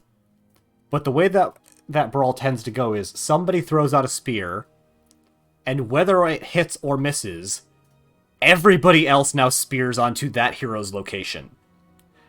And you've got your Holy molten armor pepper. going, and you just cleave your marks onto everyone on the enemy team, and then everybody dies, and whoever has more cleaves probably wins. Only forever, the cleave auto is a 53% pick rate. But is it winning? And his highest win rate. Okay, Yeah, it's his okay. highest win rate. Now, that being said, his highest win rate on that tier is 48%. He's not a winning hero. I didn't think so. He's definitely not been in the meta lately. His highest win rate talent on his entire talent tree is only a 58.44. And that's probably one of his 20s. Yeah. Yeah. It's the 20 where his mark doesn't get removed when you auto-attack it. Yeah, 20s are always super overinflated because when you're level 20, the rest of your team is also level 20. Yeah. And quite often being at level 20 is just kind of enough to win the game in a lot of cases. His highest win rate popular build is still sub 50% win rate. Oof.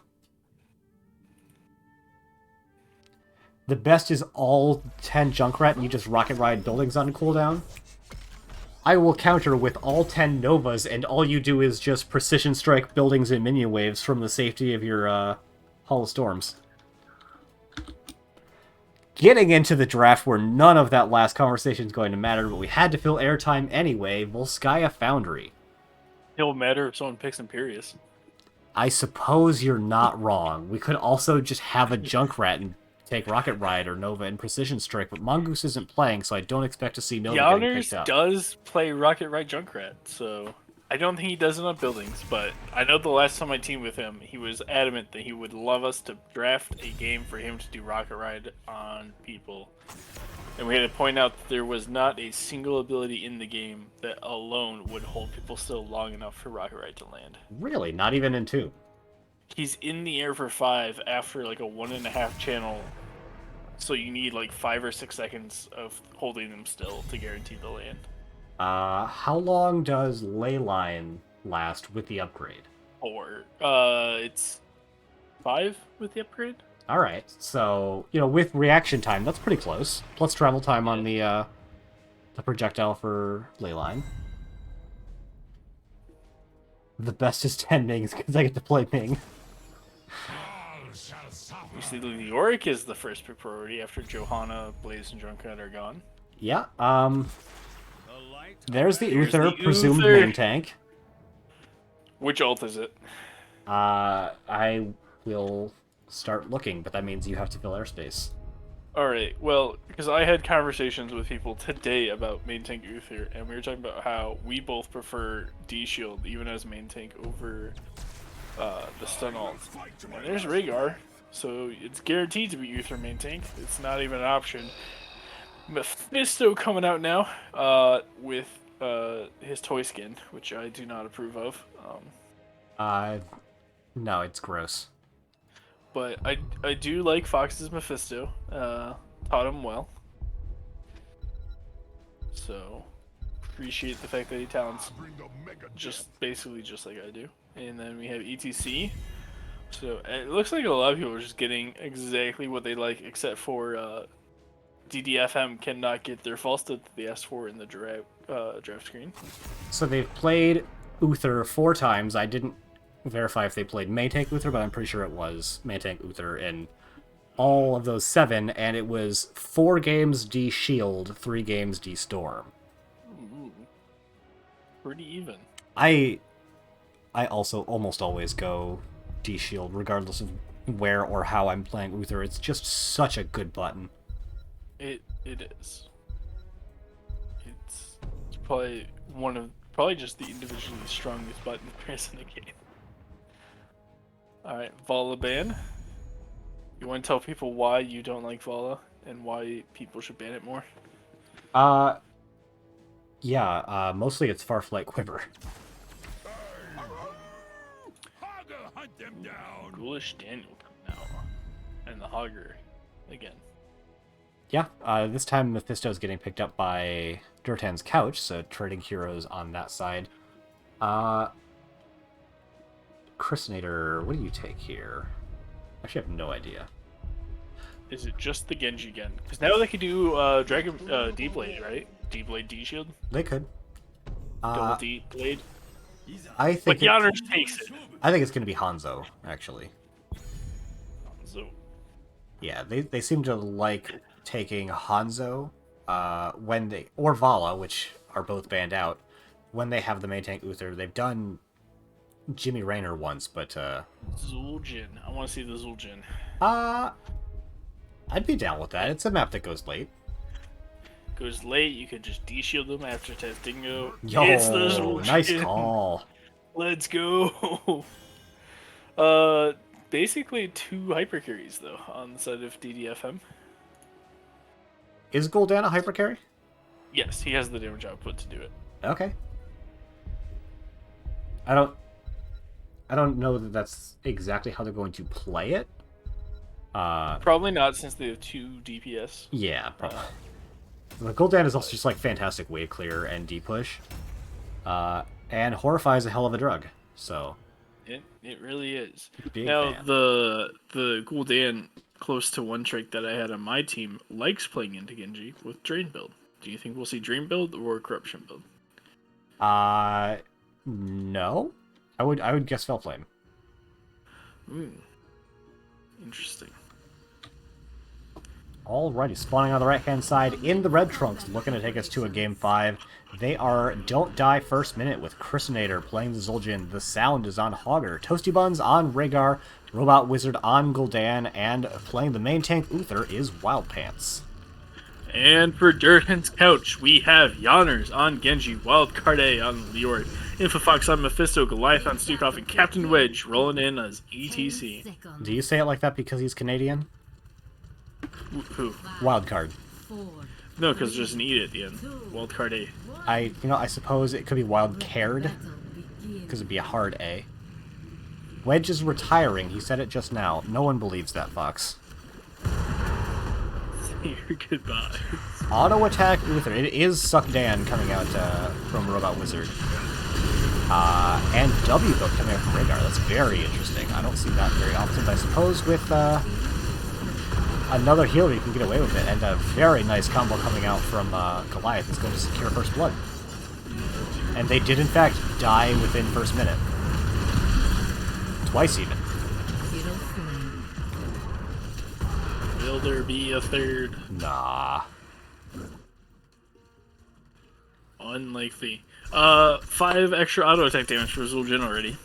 That's Recklessness- quite a few number of stacks. Recklessness is a hell of a stacking tool. Yep. We've got auto attack coming out from Wild Pants, which is the expected level 1 for tank Uther. We got Hogger spinning to win on the camp.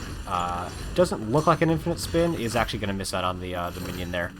And a very quick siege camp being picked up for the side of Don't Die First Minute. You almost always see this picked up relatively late, so it's going during the objective, but opting to just get it going quicker so they can take it second time more quickly. Got them Wedge with that invade.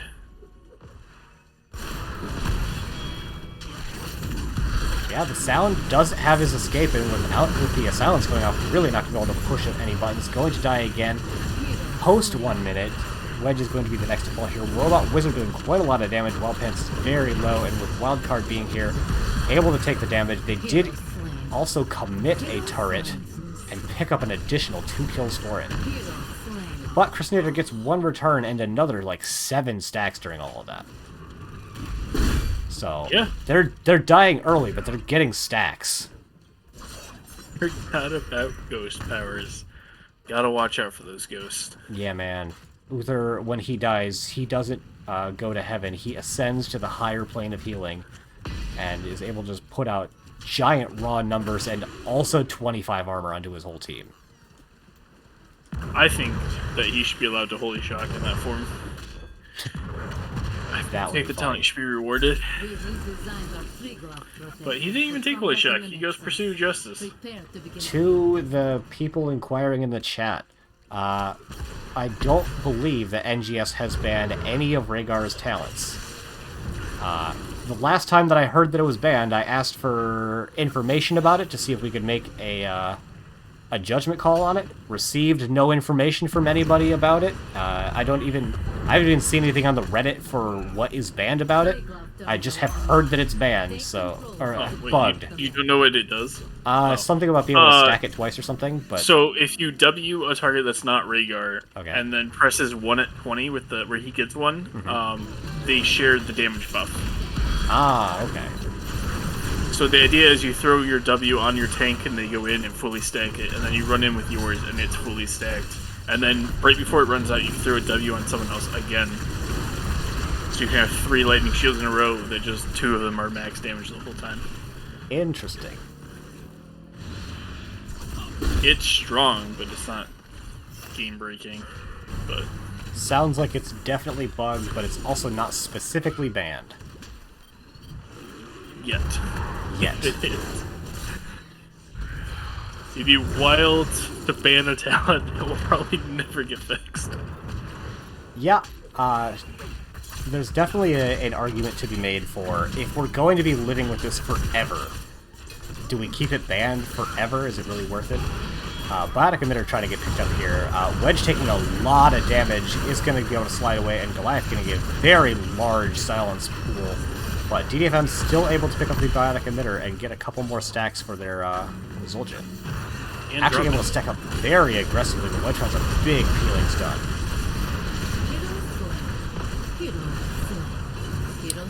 So Stukov's a hero. He is. The hero that if I could remove one hero from the game, it'd be him. Really? Yes. Go on, since now we have some time. Silence Puddle, I think, is the single talent, like, mechanic in the game that most, like, breaks the game necessarily. I don't know. It's hard. I hate Silence Puddle. I think a puddle of silence that you can just, like, infinitely channel, I think is bad. That's fair. I'm personally still in the camp of Samaro's Q being the most, like, single game rules defying button in the game, but I'll definitely concede that Stukov isn't fair. He doesn't win all that. He doesn't win at a ridiculous rate, but God, he sucks to play into sometimes. Yes. So, Durotan's Couch won the objective, but they also don't want to feed Christinator stacks, so they're just kind of existing with it, and I think this is actually the right call. Especially the first objective is not very strong, so they're just kind of, again, existing with it. They find a slide onto the sound, and they find the level 10s coming in just in time for them to get the Durance, but they don't find the kill, and in fact they get that counter kill onto Mephisto. And it is Dragon Blade, but for the other team. It is. So yeah, this strategy of Protector go bot with one person on the first one and everyone else go top was started to be used in CCL towards the end. And I know me and Fox have used it in the past, and we've just decided that it's probably just currently the optimal way to use the first Protector. The sound is taking quite a bit of damage, but not going to be able to get, not getting sniped out there by Yanners and company. Christinator is finished with stacks very early in the game. Not that that's the most determinative single statistic. Christinator is very deep. Wedge not opting to rip and engage since the rest of the team is on their siege camp, but had the opportunity if the other team were in position. Yeah, there's extra finishing that quest for Zul'jin there. It's going to let him stack the 7 quicker too, so get a little extra value there. I didn't realize Arcanite actions capped at 500 stacks. I thought it was one of those that were like 10 million infinite stacks. Yeah, there's a lot that are not infinite, but unattainably high in normal gameplay. I don't think there's any truly infinite ones besides maybe Zul'jin Auto. I'm almost certain that there are no truly infinite ones just because of programming limitations. Oh, a huge Horrify is going to secure a kill onto Captain Wedge. Yanners is going to go in. Silent Puddle silencing 3, and a lot of damage coming up from the Dragon Blade. Actually, the reset on the Lurking Arm was preventing DDFM from picking up the Biotic Emitter that they otherwise would have won. But Yanners is in a rough spot. Does get stunned out by Wild Pants. The Deflect is going to be able to get him on out of dodge, though.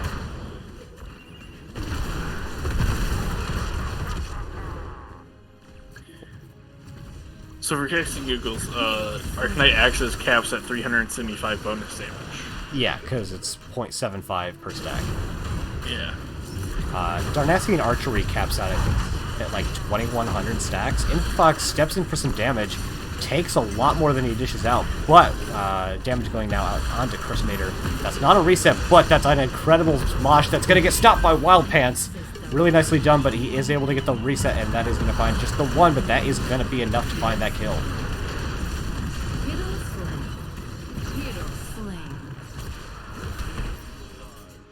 Durotan's couch doing a really good job of taking these 5v4s with Wildcard rotating up for these heavy engagements, and BDFM, they're doing well in the even-numbered fights. They're just not finding themselves in a sufficient number of even-number fights.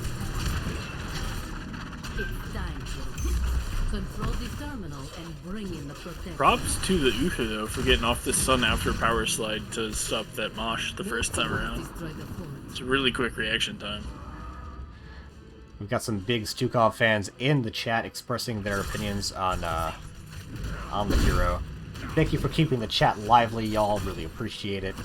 We got the sound of Toasty Runs taking the camp. Wildcard looking for an engage, but the terrain from Hogger is going to stop the initial engage. Wild Pants is going to get caught in the Entomb. Not the worst place, frankly, for him to be, and he gets the Unstoppable to get him on out of there. But Yanners is going to start finding a ton of damage with that Dragon Blade. Hey, it's been getting quite the value out of it so far. Yeah. Frankly, the sequel to Whitemane, by the way, comes Stukov, by the way. Big fan. A lot of damage coming out now from Durotan's couch in the bottom lane. They have just their Bruiser in top lane, so it is a 4v3 in bot lane. As we had Christinator, it looked like they were taking the camp. Didn't get up there quite in time to see it, but allowed for a lot of damage to be put into bottom lane, and, you know, Wildcard just channeling percent in top.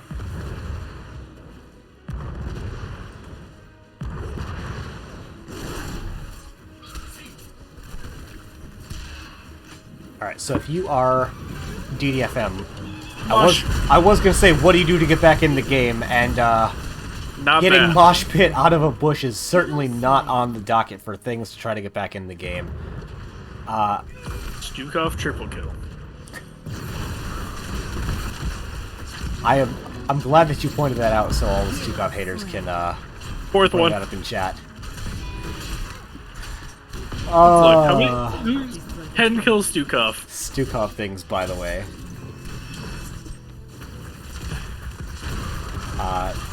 Yeah, Stukov actually doing quite decent in the hero damage, beating out the Hogger on the other team. Not beating out any of the true DPS, but definitely holding his own from the healer role.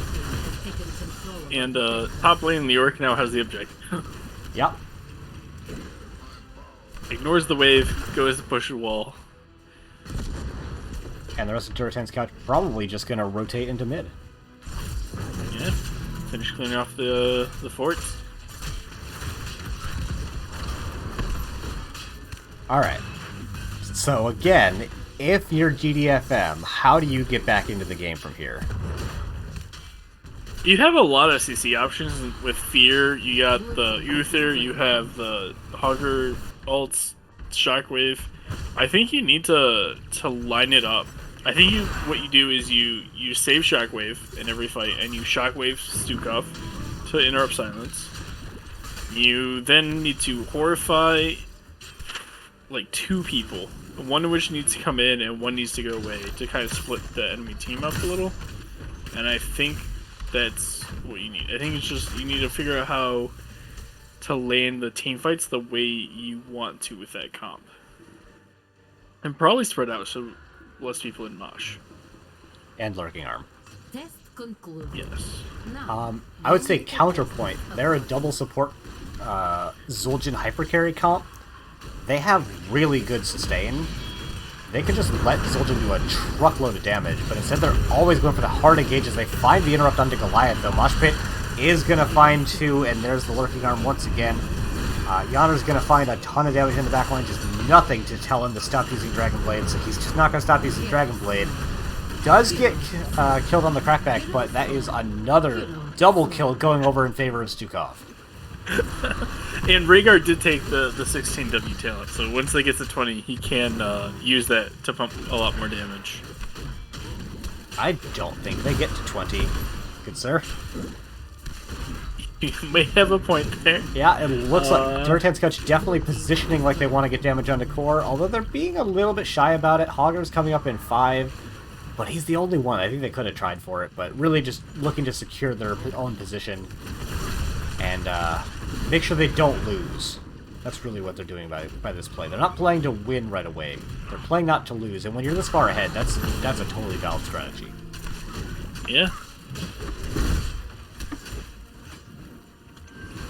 It is Taurus. Does Captain Wedge have any dots this game? He does have 2.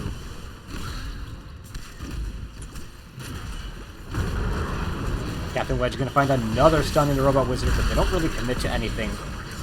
I say that, they commit the Durance, but that's not a very long cooldown. They don't have the cooldown reduction, so not going to be able to get Durance back faster, but it's still not a very long heroic. No. And Captain Wedge was nice enough to bump Robot Wizard out of Stukov silence there for him. Yeah.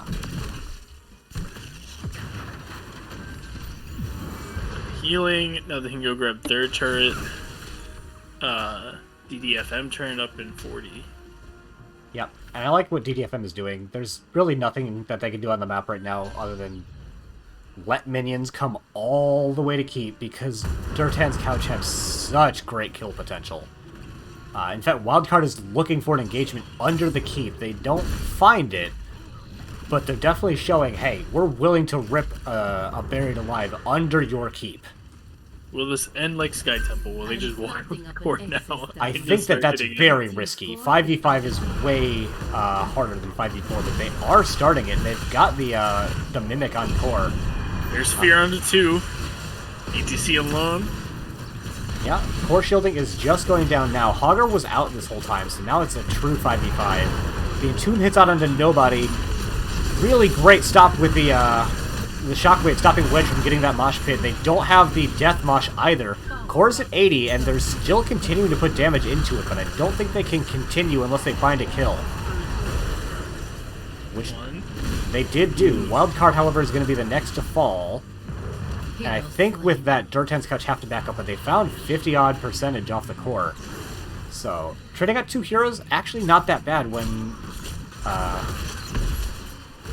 DDFMer is far behind on the map as they are.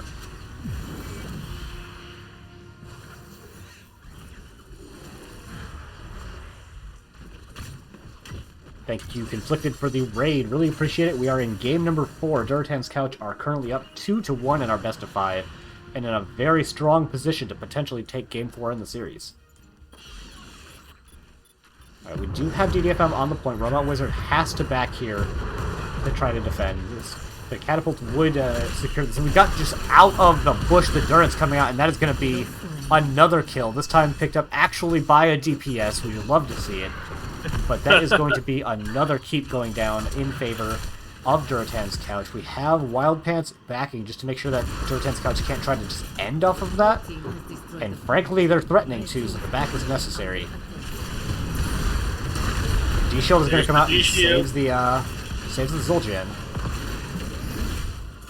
It's only a couple autos away from Leoric. He gets them. Foxy and junked as well by the W. Captain Ledge is just getting here. The cleanse comes out, but the R does not. The Sound and the Toasty Buns are the only ones left to try to make this core defense 2 versus 5. Big Tour Bus going to find a lot of damage along with the Lurking Arm. Toasty Bunch is going to get the Self-Ancestral, Best Ancestral, and Stukov goes down. Yanners and Captain Wedge still on the core. No catapults, but I think Genji and ETC might be enough with proper splitting to get the kill here. And they do, and that is going to be the 3-1 victory and the series for Durotan's Couch. Well played. Say what you will about Durotan's couch, they know how to end a game. They did. Used lots of Stukov silences. Yeah, you just push E. You just push E and you win the video game. I don't know what's so hard about this. Top kill Stukov. By a lot. It is not close. 100% kill participation Stukov. Him and Genji are the only two with 100% kill participation in that game. On DC. Yeah.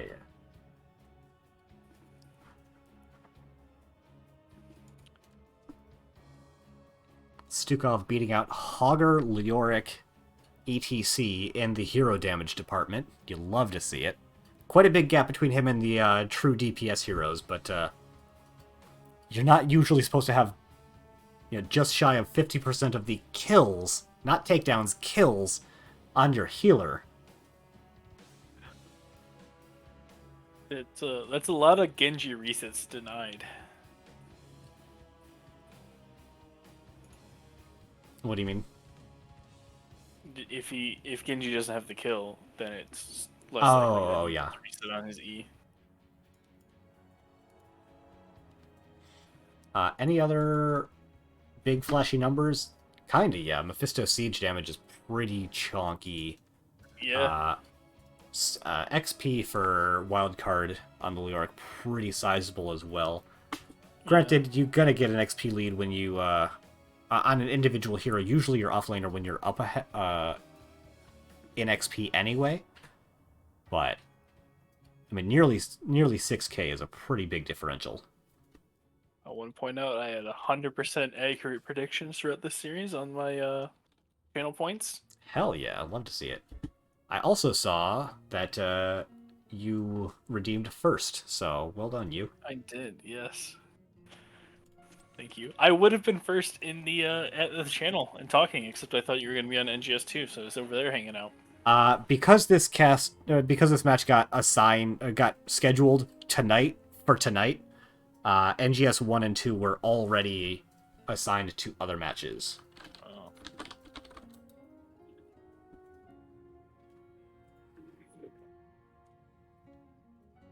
Alright, see if we can't get ourselves an interview from somebody from Durotan's couch.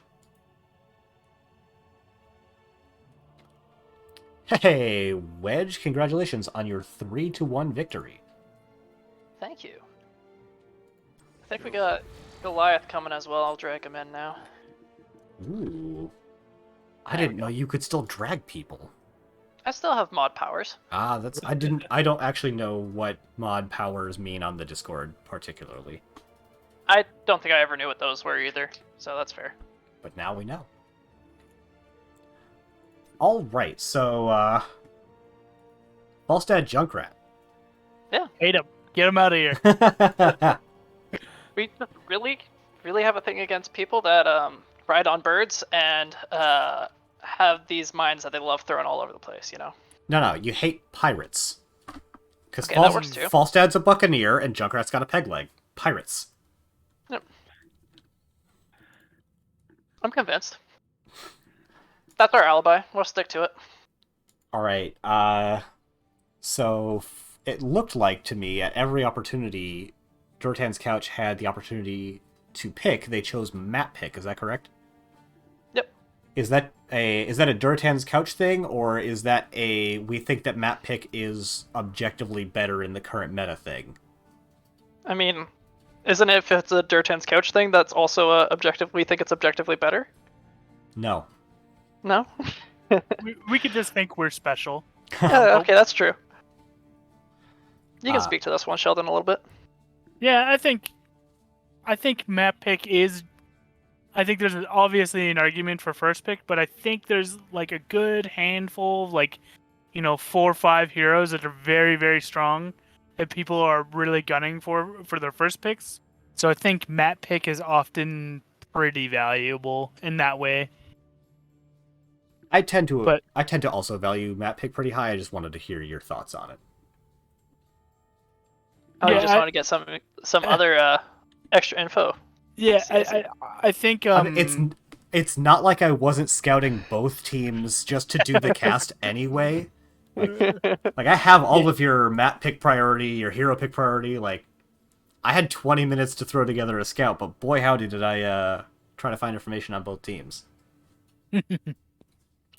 So Wedge, how attacked are you feeling with the picks and bans coming out from DDFM? I mean, I'm kind of okay with that because then that opens up a lot of angles for us to go in other directions. Like, sure, it puts a bit more pressure on me, and I definitely dropped the ball game one, but thankfully, like, we adjusted as a team from there, and then like we got lots of other guys that like, hey, if they're not gonna if they're gonna target me instead of targeting them, like we'll take that opportunity to press the advantage where we can. Okay. Wow, Ektar, you gotta get past us first. They were the ones suggesting that that we were going to be the ones meeting them in a potential future match. That was not my assertion.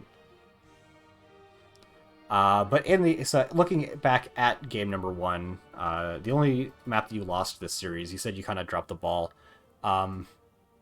Frankly, I thought that they just played really well. Like, Durotan's Couch didn't play perfectly, but I feel like that was the strongest game that was played by DDFM more than anything else. Oh, very much so. Like they did a really good job of the push and pull there with the Genji just to distract my focus and then to still be able to punish really hard on a lot of other aspects. And then there was, it felt like, at least on our end, for the early and mid game, like we had a good wrangle on that. But then once it got to the late game, they absolutely stole that from us. They were the ones that were throwing their weight around, and they were doing a great job of keeping us on the back foot once it got to that end game. But given, it was definitely like there were no absolute stomps at any point in the series, but I would say game 1 was pretty convincing for DDFM. How, as a team, do you rally back from a rough loss like that? Do you want to speak to this one, Sheldon? Well, usually what happens is we try to find, instead of saying every single little thing that went wrong, we find one or two things that we all can agree is pretty glaring, and we just kind of say that's it and move on. Because if you focus on every single little nitpicky thing, everybody's just going to be demoralized moving on. And if you just don't say anything and you say, oh, we got unlucky, well, then you don't adjust and you don't make improvements for your next game. So you got to find that balance of the amount of criticism your team can take, and that's different for every team, right? Like mental acuity is very important, I feel, for teams, and some have it and some simply do not. I would say that's even especially true for a team that's been around as long as Durotan's Couch has, being able to keep up the mentality over now 15 seasons of NGS plus other Here's the Storm league participation. Being able to not only keep your mental strong, but also be able to fairly evaluate yourself and make improvements.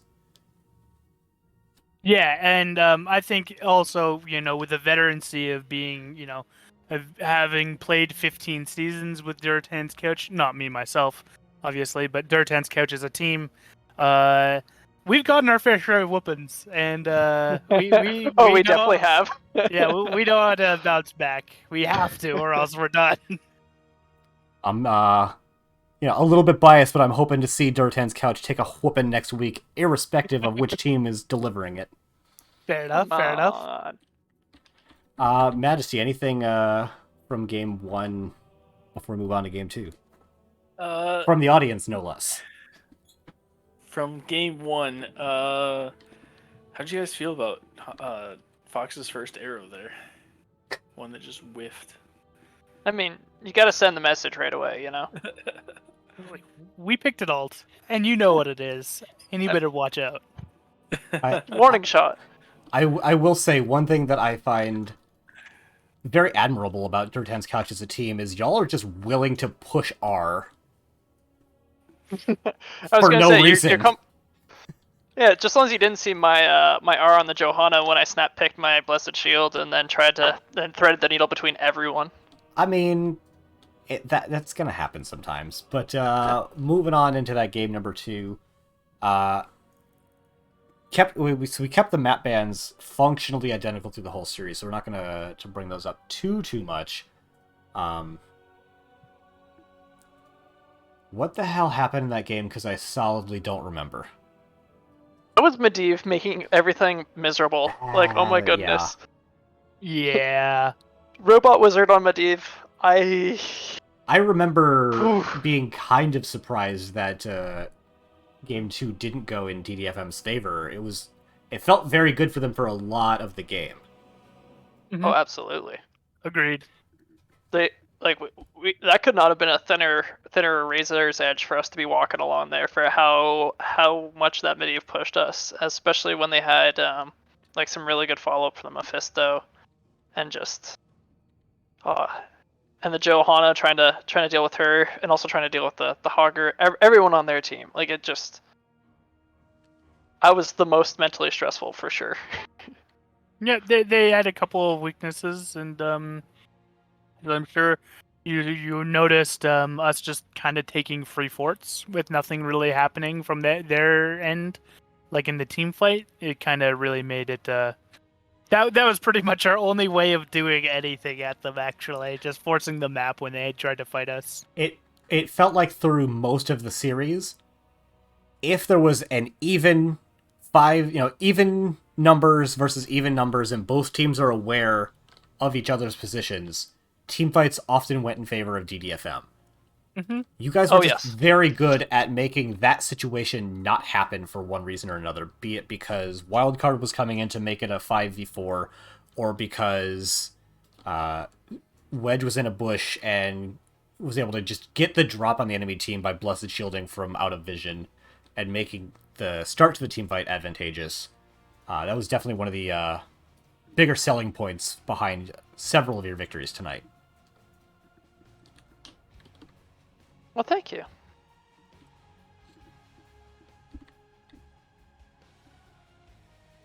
Moving on, I suppose, to Sky Temple. Another game which looked very stressful to play. Given, in particular, Chrisinator's Genji proficiency. Ooh. Yeah. I sort of wish Infofox was here just to comment on this game. Yeah, that was pretty unfun for everybody in the backline. I gotta say that much. Holy.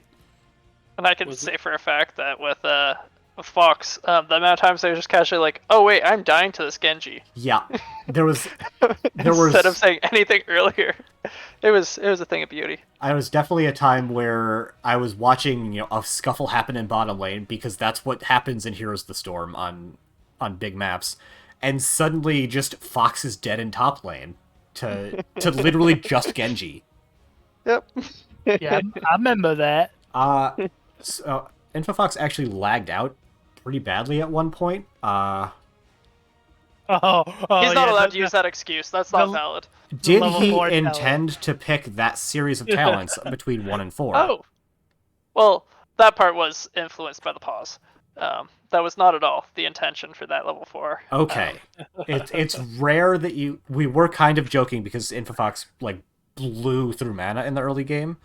So we were kind of joking, he took the level 4 to solve that problem, but rarely do you see those two talents picked up together. So I didn't seem intentional. Was there any thought about putting Fox on Thrall for Sky Temple?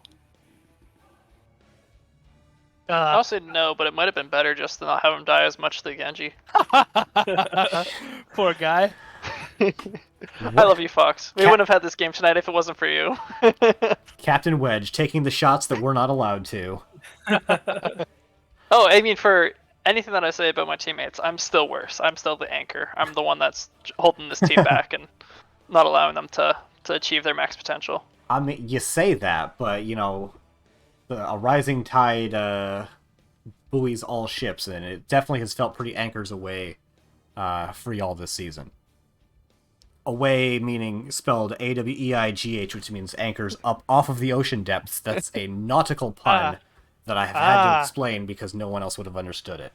I was just like, I think it could go both ways, but I'm not gonna argue. Look, man, jokes are only funny when you have to explain it because no one else would have gotten it otherwise. It's true. You had to make everybody feel dumb for them to laugh. Exactly.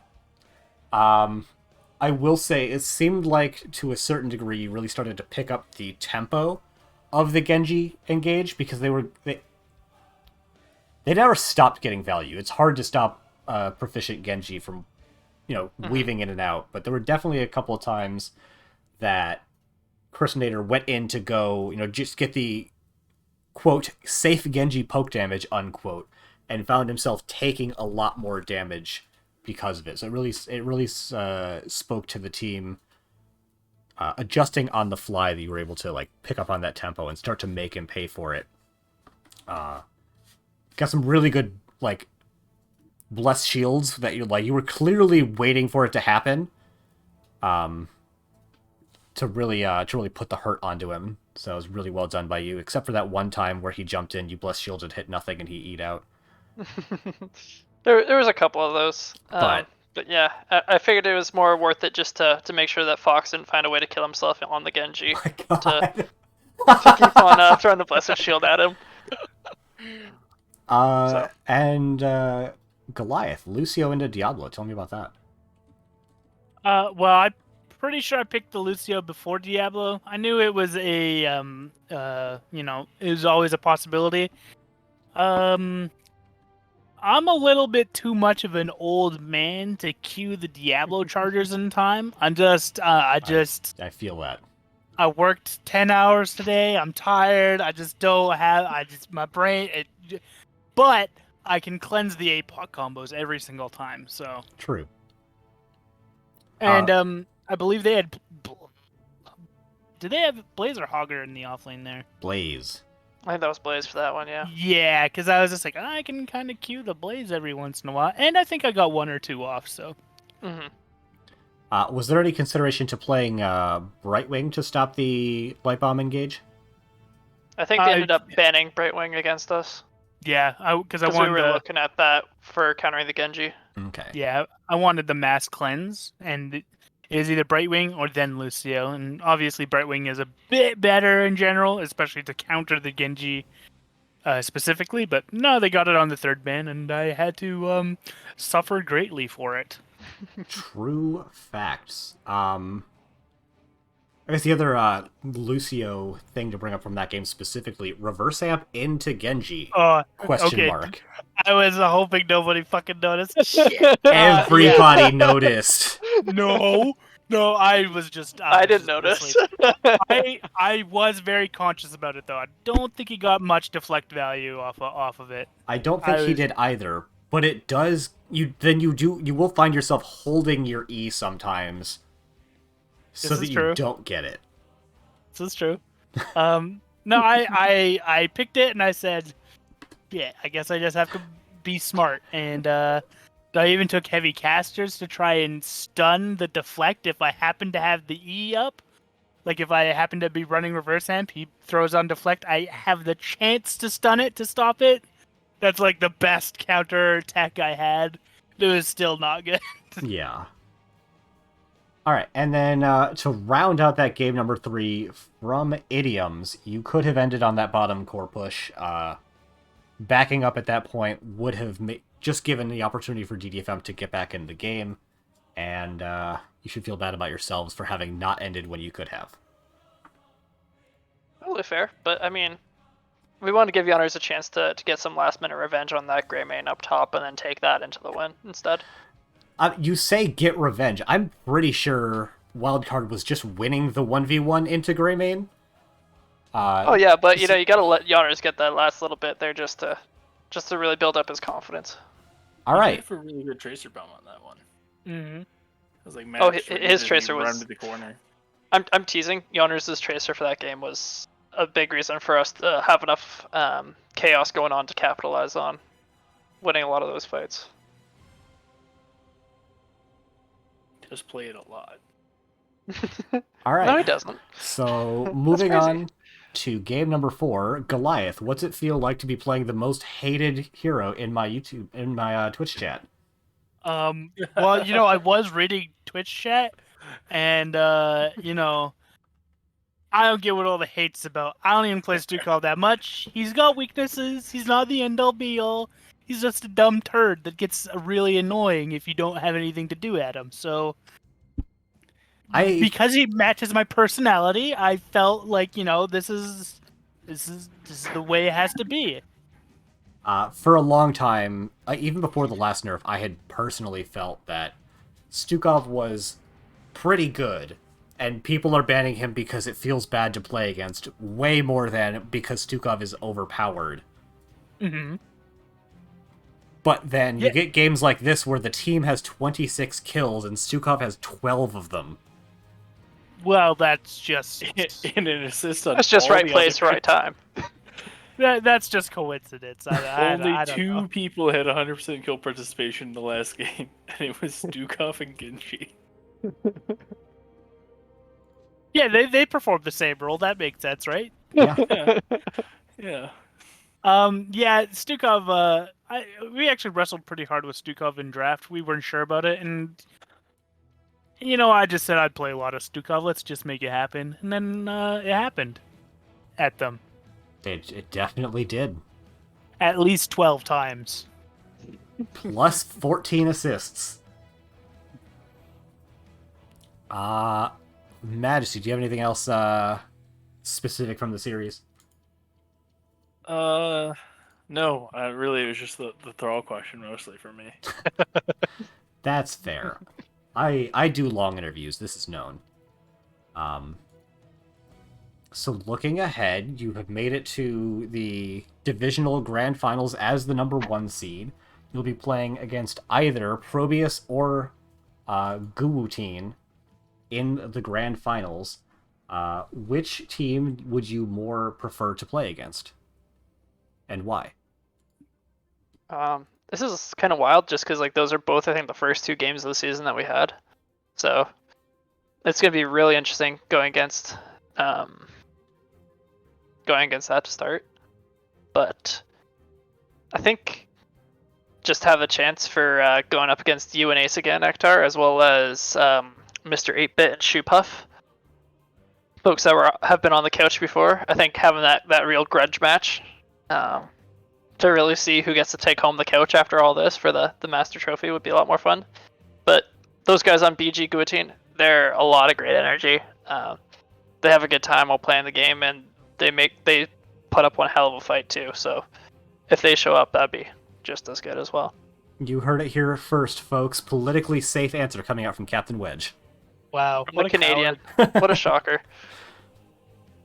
Alright, I think that's all I've got for teasing you guys in the post-game interview, so I'm going to give it on to you guys for any wrap-ups and shout-outs that you want to give. After a very small amount of shade for not including John Bunyan in that shout-out, I don't know if he was ever on the couch or not, but come on, he's like the only main roster person you didn't name specifically. No, he was never on the couch.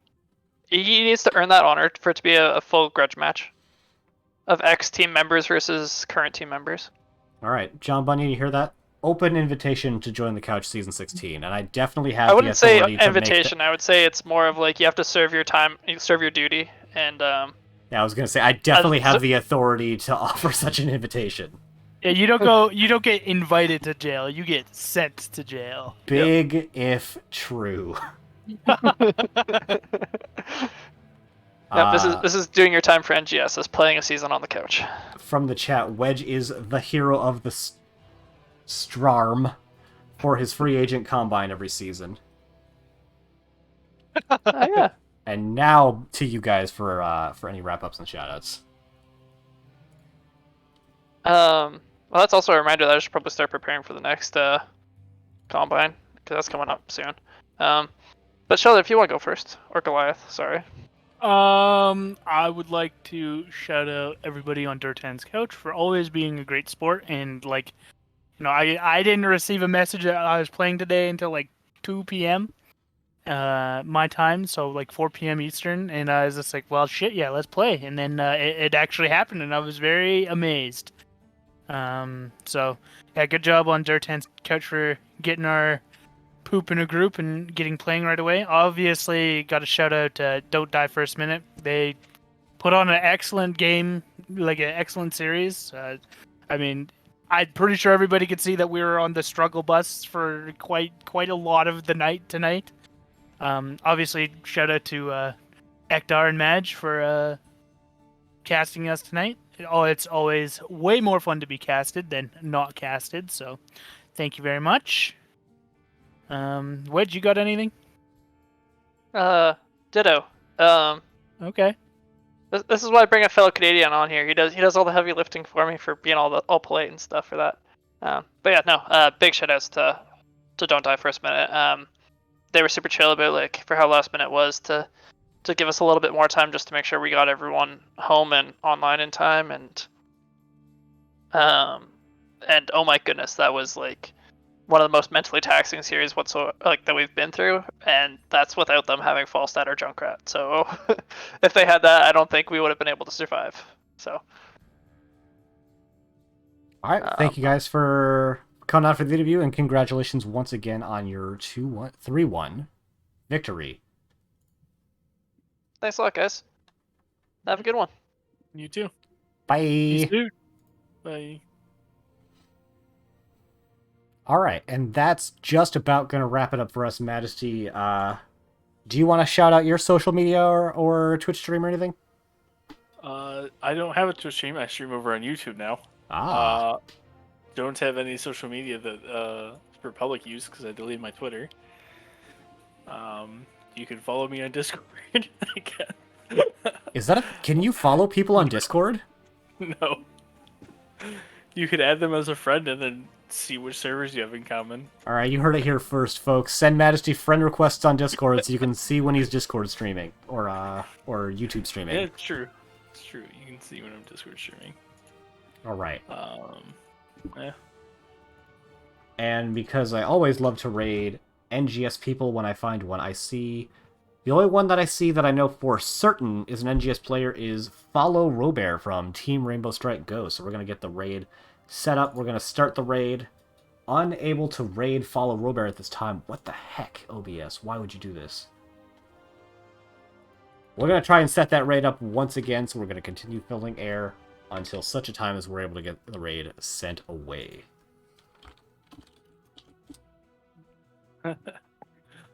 I am... Follow Robert's raid settings do not allow you to raid them at this time, so I need to find another Heroes of the Storm stream. Oh no.